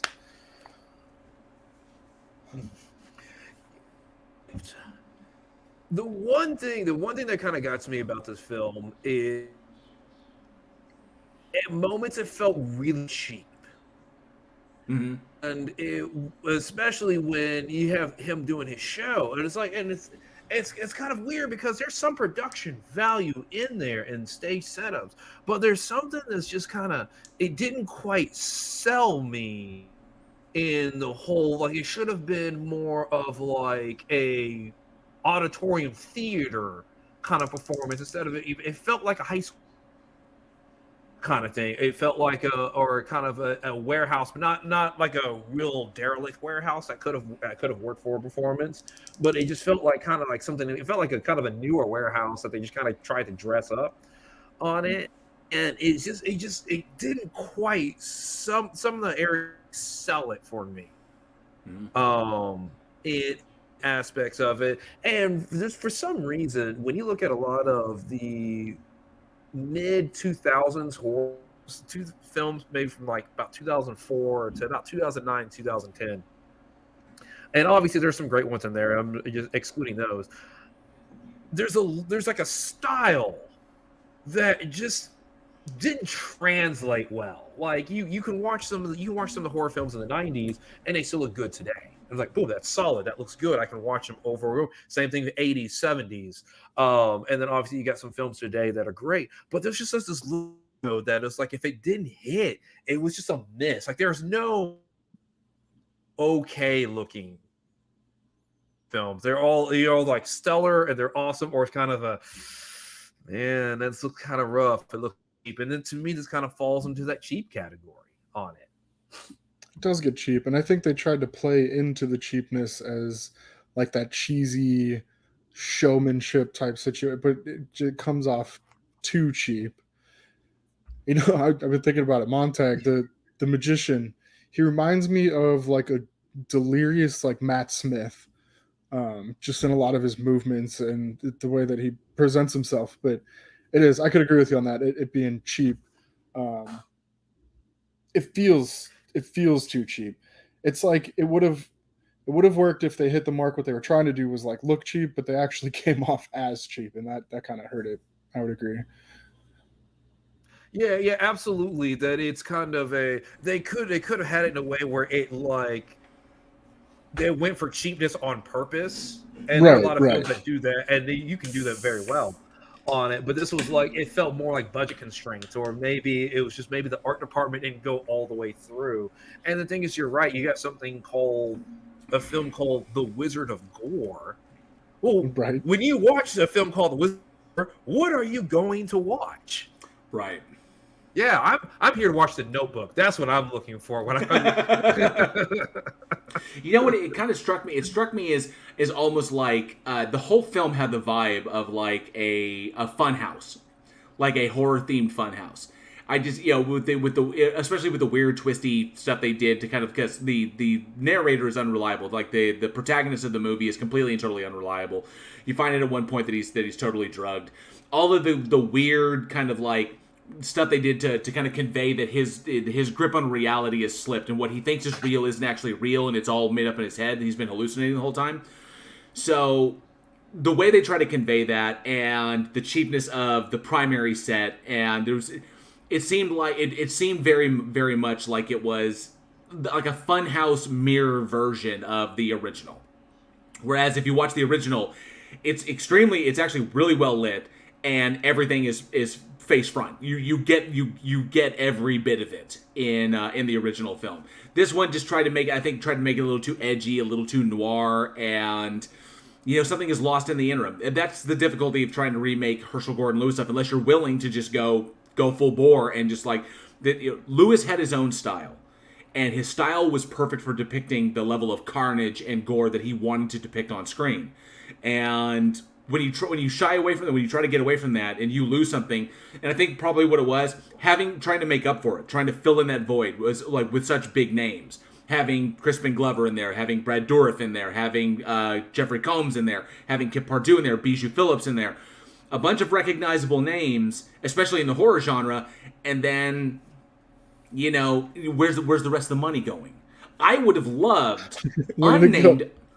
I would have loved. You could have had this thing could have rested on Crispin Glover alone, and used the rest of the money to like hire in some no name, to bring in some no name talent, and then use the rest of the money to really do the set, to really create a magnificent set. So like some American Horror Story style stuff. At least a big top kind of sensation where it's like this traveling act, to give it a little bit more panache.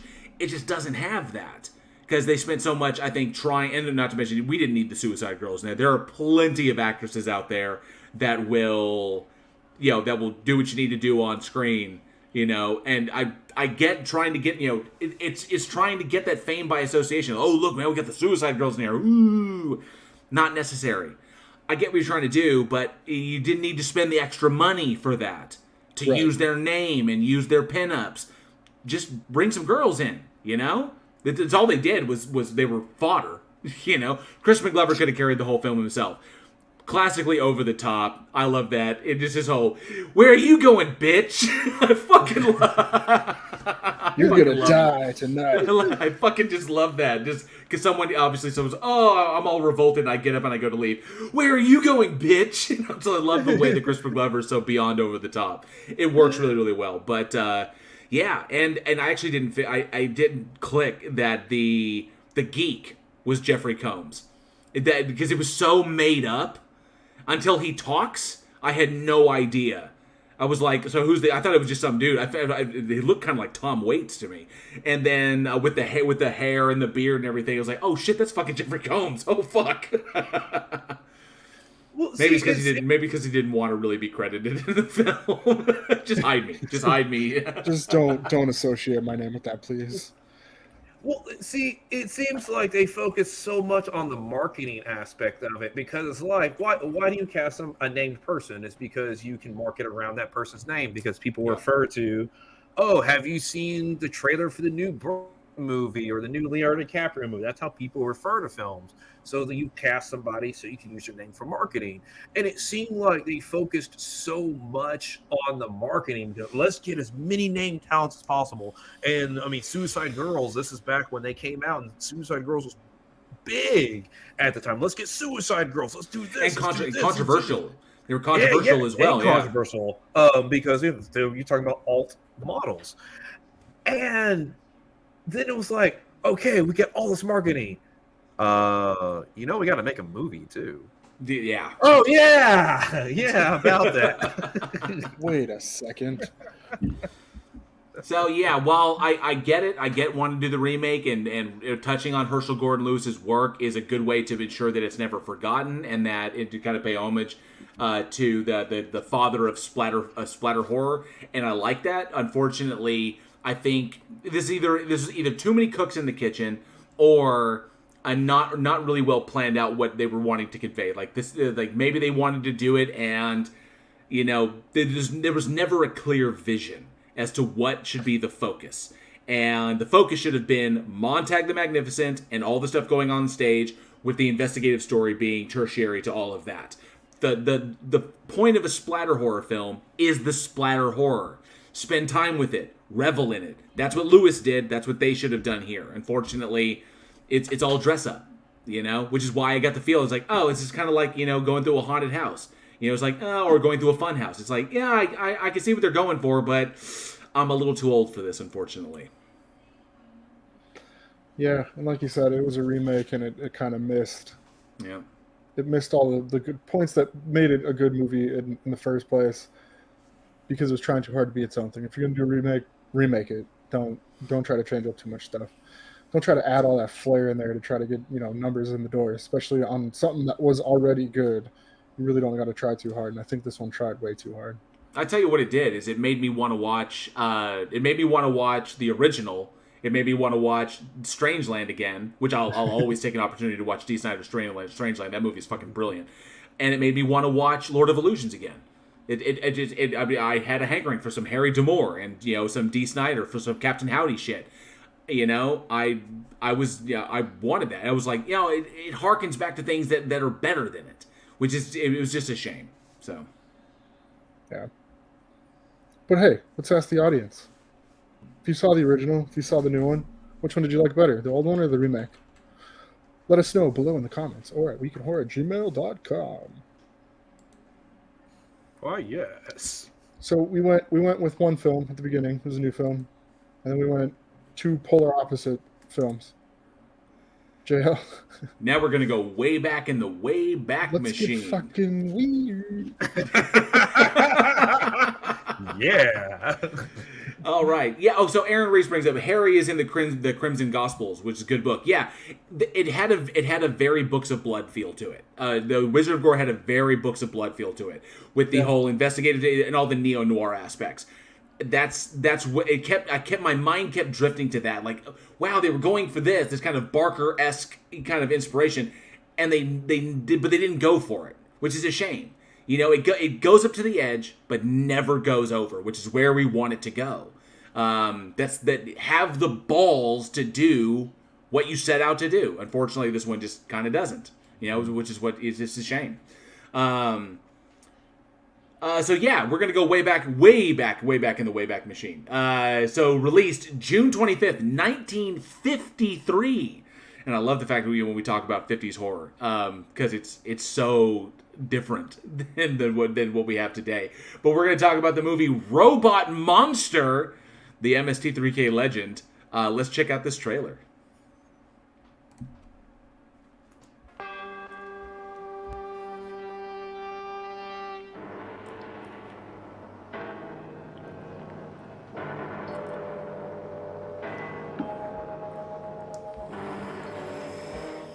With the swiftness of a deadly cosmic ray, the Earth is invaded by indestructible moon monsters.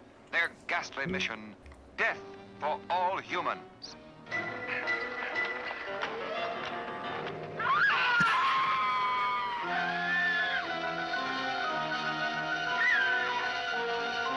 What astounding technical developments are being made to protect mankind? She's smiling. Robot Monster brings you an actual preview of the devastating forces of our future. Unsuspected revelations of incredible horrors that will terrify you with their brutal reality. There is no escape from me. Very well. I will recalculate. Your death will be indescribable. Fool humans, there is no escape.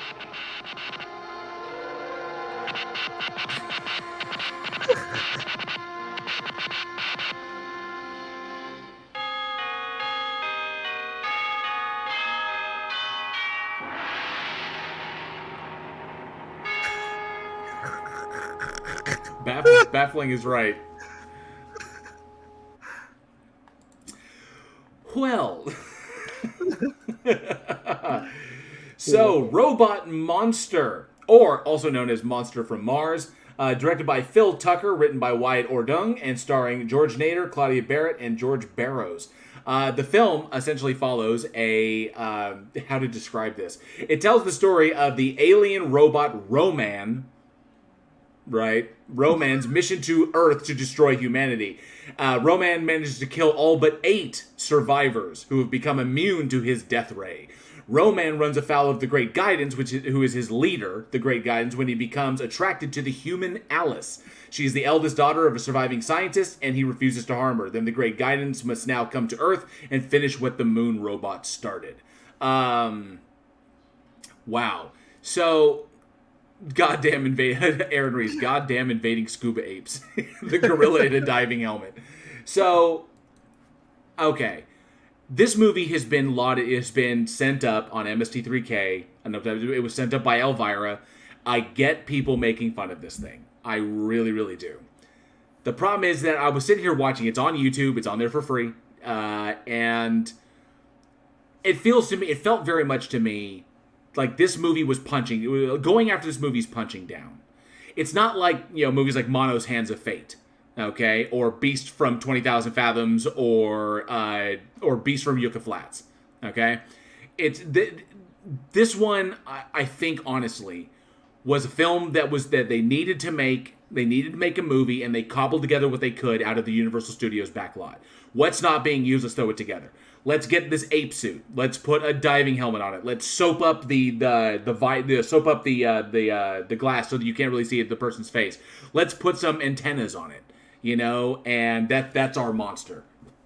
And then Sarcasm brings up, it's all a dream. I freaking hate that ending. Yeah, it's everything about the movie is cheap.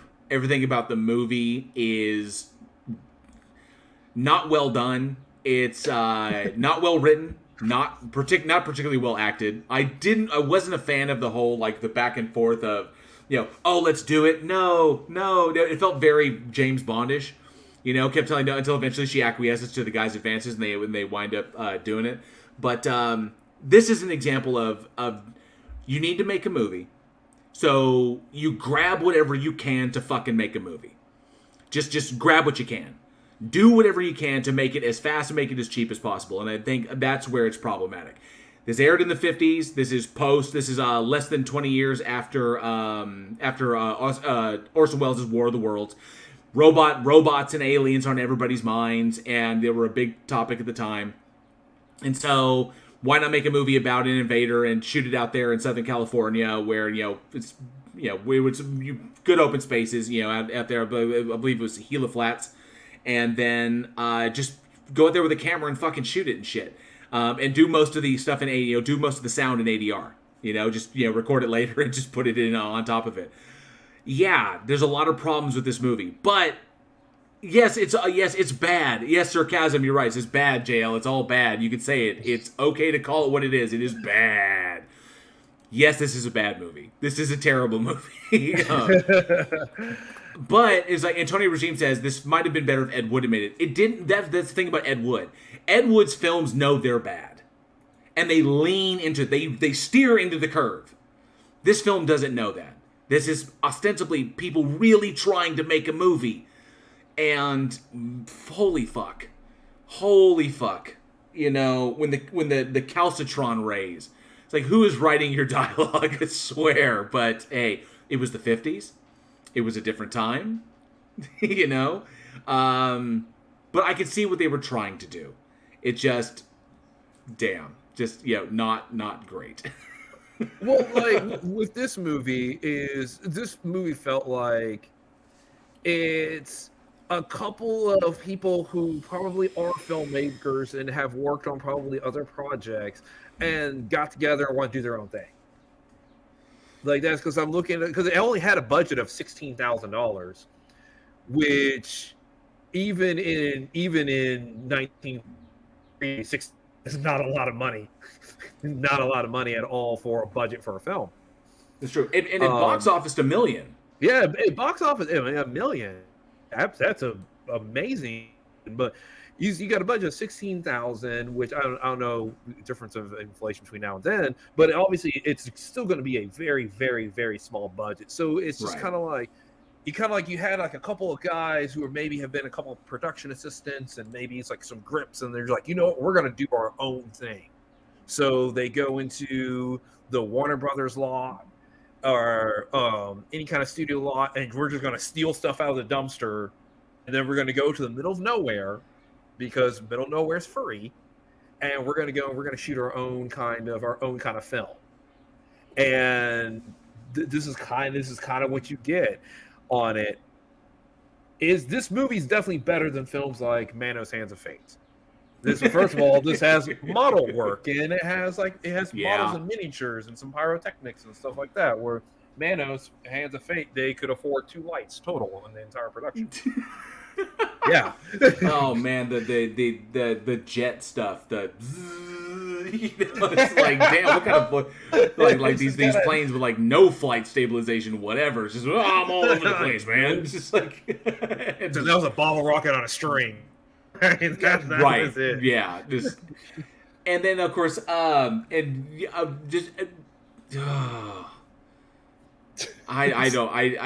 Okay. It's okay to just be like, listen, it was terrible. There was a monkey suit, and that's all. Well, that's the thing about George Barrows is George Barrows was did a lot of played a lot of gorillas in film in the 1950s. That's pretty much what he was known for, and oftentimes he was uncredited. But he did that kind of work like all the time. So the guy they hired is the guy they typically. I mean, the guy literally comes with a monkey suit. So yeah, that's the suit that he was wearing. They decided to change it up a little bit and make it. And this was wild is that the poster has like the helmet with the skull in it and everything to give that kind of appeal. But you never see that in the movie. There is no skull in that thing. You can kind of see there's a person in there a little bit, except for the Great Guidance, whose face is completely blacked out. Actually, there's a moment when it turns and the light hits it, and you could tell that there was something stuck on the glass. So that it would black it out and you wouldn't be able to see it, and then all the pantomiming with the lines, because they can't. That time there was no way to record them speaking and get them clearly wearing those outfits. So you gotta, and then you have to like then they record their lines and drop the ADR in after the fact. I don't know. Wrote in the last name said, "Well, it's no track of the Moon Beast." I don't know. This one's pretty gnarly. This was set up as one of the worst films ever made. The writer director Tucker, he was only 25 years old when he made this, which makes sense. He's only 25 years old when he did this, and estimated budget of $16,000. And except for a few scenes at a house in Los Angeles and a building site near Dodger Stadium, most of the footage was filmed. It was Bronson Canyon. My bad. It was Bronson Canyon, and where a lot of things are filmed. That's a legendary spot for movies and for television. And so one thing about this is the low budget didn't allow for a robot. Originally, it was supposed to be a robot costume. That was originally what the script called for, but the budget didn't allow for that to happen. So he hired Tucker, who was friends with Barrows, and made his own. So the guy made his own gorilla suit. So because that's what he played. So he might as well have one with him because it makes him easier to hire. Because if I hire the guy that owns the shit, he'll bring it himself, and then I don't have to worry about that. I can save it in the budget. So Barrows played Roman, and then he added and then Tucker added a space helmet similar to the ones used in Radar Men from the Moon. So to kind of give it that appeal. And this plot was kind of stolen from Invaders from Mars, which was released a month earlier. And I think it's just it's what can we possibly say? And a very early effort is essentially what this was. Phil Tucker, who and yes, often considered an example, and it's put in here that he's put up there with like Ed Wood is where his films are. Dance Hall Racket, The Cape Canaveral Monsters, The Nude Bomb, Death Riders, Out of Control, Broadway Jungle, stuff like that. So it kind of falls into that category. The problem is that it's not he's not aware of it. Ed Wood always knew how bad the movies were. He leaned into them, and that's what makes them enjoyable. That's what makes us. That's what allows us to. That's why I can watch an Ed Wood film. I can watch Plan 9 and be like, "This is fucking hilarious," because Ed Wood knew it was hilarious. Well, it was. I think with Ed Wood is Ed Wood didn't care. Right. Ed Wood cared more about just making a movie than it was about it being good. He's just, I want to be a director, and this is my resources, this is what I got, and I'm just gonna do it. And I don't care what anybody says, and I'm just gonna do it. You can kind of get behind it, you can kind of enjoy it. That's why you get like The Room with Tommy Wiseau and Manos Hands of Fate, because they were just go. Manos Hands of Fate was Bet. Like the guy, the director of Bet, an Academy Award-winning writer, he could make a film. And then, because the director's a used car salesman, and so he took out like $18,000 and made Manos Hands of Fate. No one had any film experience, nothing at all, and was just this. I just want to do it. That's why we can laugh at that. The Room, right. Because Tom Wiseau was like, I want to make a movie. I don't care. I just want to do it my way. And in this film, they were trying to be good. It was like I want to have a really good, because I think this was his first film. I want to make a really good effort. It's just in the 50s, making a film was so much harder than it is today. Right. That's why we don't get a lot of these films, because 16,000. I mean, it's indie. And indie in the 50s is almost virtually unheard of because it was so expensive just to get a camera and film. Let alone actors and suits and all this other kind of stuff. He probably had a hookup somewhere that could give him a camera. They probably acted mostly for free, and then he just paid for film. Yeah. Probably how the film actually got made. And so you get one of the examples of the first indie films. So Tony Regime brings up an interesting thought. It says, did Ed Wood really know how bad his films were, or was he suffering from Dunning-Kruger? From what I understand, and from interviews with the man, and interviews with the people that worked with him, is that they were all very much aware of how bad this was going to be. The people that he worked with were experienced filmmakers. Experienced actors. These people were professionals, and they recognized that they didn't have a lot to work with, and that these films were not going to look very good. So what better way to do that than to lean into it and just go for the gusto? Just make it as goofy as you can. Just go for it, you know? And he wasn't trying to win an Academy Award. He wasn't trying to go for the big hits. He was just trying to make movies. And the only movies that you can make are going to be bad, because if you're limited access and you're limited budget and you're very small stable of actors, then just go for it. You know, do what you can do. Make what you know. And so, from what I understand, Ed Wood was very aware of this. Everyone was. And that's why they played it up so much. Because they knew that it would play to a specific audience. People would enjoy it. And and given that it was kind of, some of it was kind of self-referential, and that they knew how bad it was, and it was kind of poking fun at itself, they knew that it would have some longevity. It wouldn't just be like, oh, this thing takes itself so seriously, and then it would just be dispensed. You know, Ed Wood was more of a brilliant marketer than he was a director, and he knew what played, and I think that shines in why he has the legacy he has, and why unfortunately someone like Tucker does not, unless we goes back and specifically look at him. So I think I'm pretty sure he knew what was going on. And the Jord says, and good to see you, and the Jord, thanks for hanging out. Says, and with as much as you guys harp on getting it in the can, the impressiveness of getting the can, just call it what it is. It's bad. Getting it in the can will always be the benchmark. And if you get it there, that's the big goal. That's the success. We know how hard it is to make a movie, to make try to put forth that kind of effort. We know how hard it is to make a movie. We know what the logistics are that go in behind it. In the 50s, it was much more difficult because it was the time when the Hays Code was involved, and you had studios that you had to deal with. The politics and the mentality are far different than they were back then. They were much harder back then, so than they are today. So I would say we can see it for what it's trying to be. And yeah, the movie's not great, not bad. I mean, the movie's bad. The movie's terrible. But we can see, there's a silver lining. There's a silver lining to this cloud. And yeah, Sarcasm would like to say, made the movie better if there was rain or Sarcasm would like to say, Ed Wood was a guerrilla filmmaker, not a guerrilla filmmaker. This is very true. This is very true. Oh, but given us chatting about this one, there's not a lot to say about Robot Monster. It was one of a slate or a spate of, invaders from Mars or aliens come to destroy us. There were other films that were done a lot better. Obviously, I think I agree with Eugene. This was kind of an independent effort. This was a young director and writer who was putting together a movie, and this is without major studio support. This is what he was able to generate, which just goes to show this is an indie film. Now compare it to the other stuff that the studios were producing at the time, like War of the Worlds or Invaders from some of the other. I had one on the tip of my tongue. The studio. Go ahead.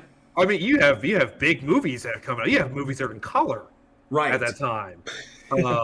And you look at it as like, yeah, look what the studios were able to do. What were the indie guys doing? This goes to show that the indie mentality was still around. People wanted to make movies, and it was back then. It was more about politics and networking, about who you know and who you can get resources from. The fact that he was able to scrounge together $16,000, camera, sound, and all this stuff to put together is pretty goddamn impressive for the 50s when you don't have major studio backing. So he was able to put it together and do it. That's pretty impressive. The fact that he, nowadays, yes, Ivy Gentry's right. Now, if you're determined enough, you can make a movie with your damn phone. This is the truth. And people have, and they've gotten into big festivals too. Yes, they have. In fact, during COVID, one of the top grossing films in one of those months was a horror film shot solely with iPhones. So it can happen. Back then, the 50s were a different time, so we have to look at it from that perspective. And I'll give it its credit there. I really, really would. I do like Roden, no last name. Just go for it. That's the kind of attitude that caused you to make a movie about a nail gun killer. Exactly. Ooh, yeah, exactly. That's the point. All right, but given all of this, and and I kind of wanted to touch a little bit. There's a lot of cultural subtext that went into the film that's important to remember. Given it was 1953, it was at the tail end of the tail end of the Korean conflict. The fact that McCarthyism was in full swing in the United States of America at the time. You can see a lot of that kind of filling in there. It touches on things that are going culturally at the time. And when you recognize those points, it made the film a little bit more poignant for me. Because I recognized what was happening. What are they trying to convey? The fact that the bad guy's name is Roman, from the Roman Empire. You can see what the writer was trying to convey with this. Powerful civilizations coming across other civilizations and wiping them out for the sheer sake that they may one day pose a threat to you. This right here, the one thing that I dug out of this whole thing, out of the whole mess, was that Robot Monster was telling a story, was telling a reflection of human history. And that we so often our civilization, our little societies, will target other ones that could potentially be a threat, about preemptive strikes and the failures of those preemptive strikes, and how this reflects upon us as a species, and how other species would view this of us. And I liked what he was trying to do there. He didn't pull it off, but I can see where his target was. I just wish he had hit it, But if you notice what's going on there, and the mentality and the cultural impact that was the cultural impact, I would say the impact of what was going on in culture on the film, I think it adds a little bit more flavor to it. That's just my opinion on that. Oh, you've spun it in a way that, all right, fine. Yeah. So, but given that Robot Monster is one of the worst, it's pretty much agreed upon it's one of the worst films ever made. I don't think it's the worst film ever made. Not the worst. Let's put it this way. It's on YouTube, and we're on YouTube, so. Exactly. Can't be all bad. That's true. I want to ask the audience, in y'all's opinion, what is the worst horror film ever made? Oh, what the hell is this? Wrote it in the last name, says, JL sounds like a New York art critic not being told he's critiquing a child's drawing. This is fucking terrible. Hey, a 3-year-old drew this. But I see what they were trying to do here, and I think they really see sarcasm. tried really hard. Sarcasm says, I saw the Red Scare aspect as well, but it was still very, very bad. So I want to know. We want to know what do you think? What, in your opinion, was the worst horror film ever made? And I'm talking the history of horror. What is in your opinion the worst horror film ever made? Let us know in the live chat or in the comments below, or of course at weekinhorror@gmail.com. And I see two up there. One, Tony Regime says Track of the Moon Beast. And God, so much hate for that film. And Sarcasm says Lamageddon. Fuck that. Lamageddon was awesome. Lamageddon was fun. You gotta throw in The Touch of Satan, which there's a fantastic moment in The Touch of Satan. It's like a 70s film, and they're like on some kind of like ranch or something, and this gate opens up, and the gate hits the camera. The gate opens up, and the camera goes like this. That's in the final cut. Nice. We don't got Travis Brown says every Friday the 13th film. You're going to get some hate for that one, my friend. You are going to get some hate for that one. Especially like Friday the 13th Part 6 or Part 7. The two best of the entire franchise. Diagnosed Horror says, worst horror movie ever made? Goldfield Ghost or something like that. Maybe. Honestly, I'm going to throw it down. It's definitely up there in the top 3. Troll 2. Troll 2. They're eating her. Oh my God, they're gonna eat me. Oh my God. Oh my God. Oh. It is so terrible. Oh, absolutely. Oh, Ivy Gentry, Mono's Hands of Fate. I wish those big hands would just push him over.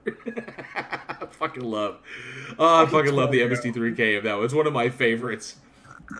I wish those big hands would just push him over. So good. That man needs groping lessons. Oh, Sally Skeleton brings up Hobgoblins. Hobgoblins and Ghoulies. Can I throw a 2022 movie that I just saw in here, because it might be a contender? Is Requiem. It was a shark movie. Oh shit! The one with Alicia Silverstone and the sharks. Yeah. So it's fucking terrible. And the whole thing's fucking green screened. And it's like it's so green screened, it's not even funny. You can tell they're sitting in a small tank on a rock, and the whole thing, it's fucking terrible. It's garbage. Was it like, it was what the hell was the name of that one? It was Alicia Silverstone, right? Alicia Silverstone shark Requiem. movie. The Requiem. Yeah, that's right. Yeah, the Requiem is what it's called. So, and I heard it was bad. The Shallows was much better. The Shallows was a lot of Blake Lively. Yeah, that Blake Lively shark movie was amazing. The Shallows is good. And I heard the Requiem was really bad. She was actually there. Like, this whole thing is so fucking terribly green screened. It's so bad. It's hard to look at. All right. Oh yeah, and the George says Leprechaun in Space. Wrote it in Noah's name, says every single Asylum film. Aaron Reese says, poor sharks. People used to be afraid they'd eat you. Now people are just afraid Tara Reid will show up. Oh, ouch. Damn. Damn. All right. So I think it is about that time. It is trivia time. Trivia time. We got to come up with something to do for that. We really do. Some music to play or something. I don't know. I know something to announce that. But yeah, it's trivia time. And this week we are going to give away a Week in Horror official pint glass, which I think is one of the best things we have on the store, because the pint glass features the artwork from the limited edition shirt number 1, created by Joshua Olsen. So, we're going to give away one of those bad boys for this trivia question. The person who gets this answer for this trivia question first in the live chat. Do we have the live chat up? I do. Yep. Okay, awesome. So, you can watch that. Eugene, go ahead and give it to him. Get those Google fingers ready. Go ahead, Eugene. All right. The trivia question is, legendary actor Hal Holbrook starred as a college employee in what other classic horror film? Legendary actor Hal Holbrook starred as a college employee in what other classic horror film? Paul Rudd. Oh, Halloween 6 was bad. Halloween, yeah, that was terrible. He was the curse of Michael Myers. Yeah. Yeah, it's great. Curse of Michael Myers. Oh, look at that already. There it is. Nice. Nice. Travis Brown again. We have Travis Brown with the correct answer, Creep Show. Great job, Travis. Great job. Excellent work. Congratulations, Travis Brown, one of our big trivia winners. We're going to send you a Week in Horror official pint glass. Awesome. Glad you won that. What the hell is this? Plottle says, the night JL lost his virginity.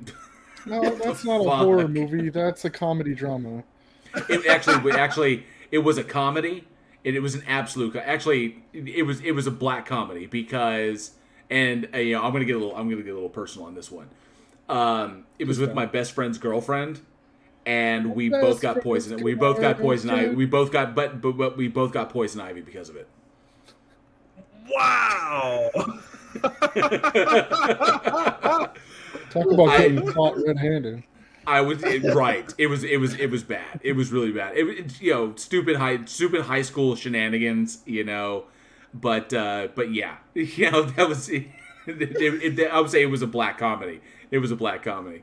A lot of laughing, a lot of crying, a lot of itching right there. Yeah, it was not great. It was not great at all. So, man, God, on that fucking note, you can't tell me yours is any more entertaining than that. I couldn't. Exactly. I win. Didn't get I win. So. I had the worst first experience. Yay. Does anybody really have a good first experience? Anybody that says yes is lying. Anybody that says yes is lying. That's a general life CTA right there. I don't know what I did. Nobody knows what they're doing. No one does. It wasn't like the video. The pamphlet told me nothing. Oh my god. Right, dude. Magnums for you, the tiny penis.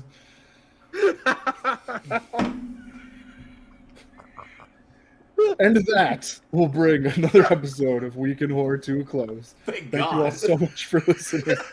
And we truly hope you enjoyed the show.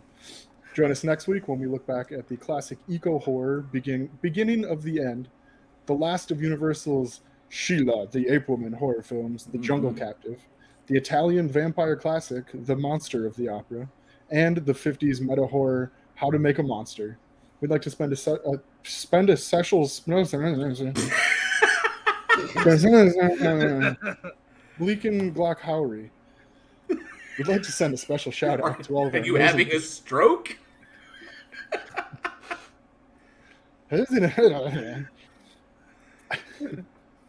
And take two. We'd like to send a special shout out to all of our amazing patrons who continue to help us make Week in Horror the incredible success it has become. Thank you all so much. And be sure to stop by Joshua Olsen's store, www.badsamurai.store. He does all of our amazing artwork for the show, and his designs are incredible. For more horror fun, be sure to follow us on all of the socials, where you will get the Daily Splatter right to your feed, and check us out at Digital Darkness, our new YouTube gaming channel, hosted by Alien X Gaming. Remember, you too can help combat the Eagle algorithm. The Eagle algorithm. Is it hot outside or something? You guys okay? Am I okay? I don't know. Oh, anyways, the algorithm fucks us up. So drop by, comment, like, subscribe, and smash that bell as if we're at Uwe Boll. We're going to stop bagging on Uwe Boll. No, we're going to bag on Uwe Boll for the rest of history. Oh, man. I just punched the shit out of the bell like it was Uwe Boll, and he's waving a new game adaptation script. Anyways, just let's go lastly. If you love what we do here and you would like and are able to support our production, you can through our Patreon. Because we all go a little mad sometimes. You can show your Week in Horror love by joining one of our subscriber tiers. Join your fellow fanatics, slashers, possessed, and mastermind patrons for all kinds of special behind-the-scenes access to the Week in Horror podcast. But if Patreon is not your favorite stocking method, you can always support us directly through PayPal. Links to everything, including our Discord community, where you can find trailers, trivia games, horror watch parties, share your own content, and even interact directly with the crew, are down in the description. As always, sharing this show with the fans in your local horror community is the absolute best way to help us further our goals of global horror domination. Thank you all for being the greatest audience a podcast could have, and I know we say that every week, but seriously, thank you guys so much. I'm Alex. I'm JL. And I'm Eugene. And I just wanted to say real quick, we have Travis Brown that's actually gifting his gift to Sally Skellington, which is an amazing effort. So definitely, Sally, send over your shipping information and we'll get your pint out to you. And thank you, Travis, awesome. for being so generous. Very cool, Thanks for Travis. paying it forward. It's awesome. Well, We'll see you next week. He's won like all the fucking prizes. So I know, yeah, dude. He gets it every fucking week. It's like, Yeah. the UPS guy is like, what the fuck is this guy doing? All right, we'll see y'all next week. And as always, stay scared.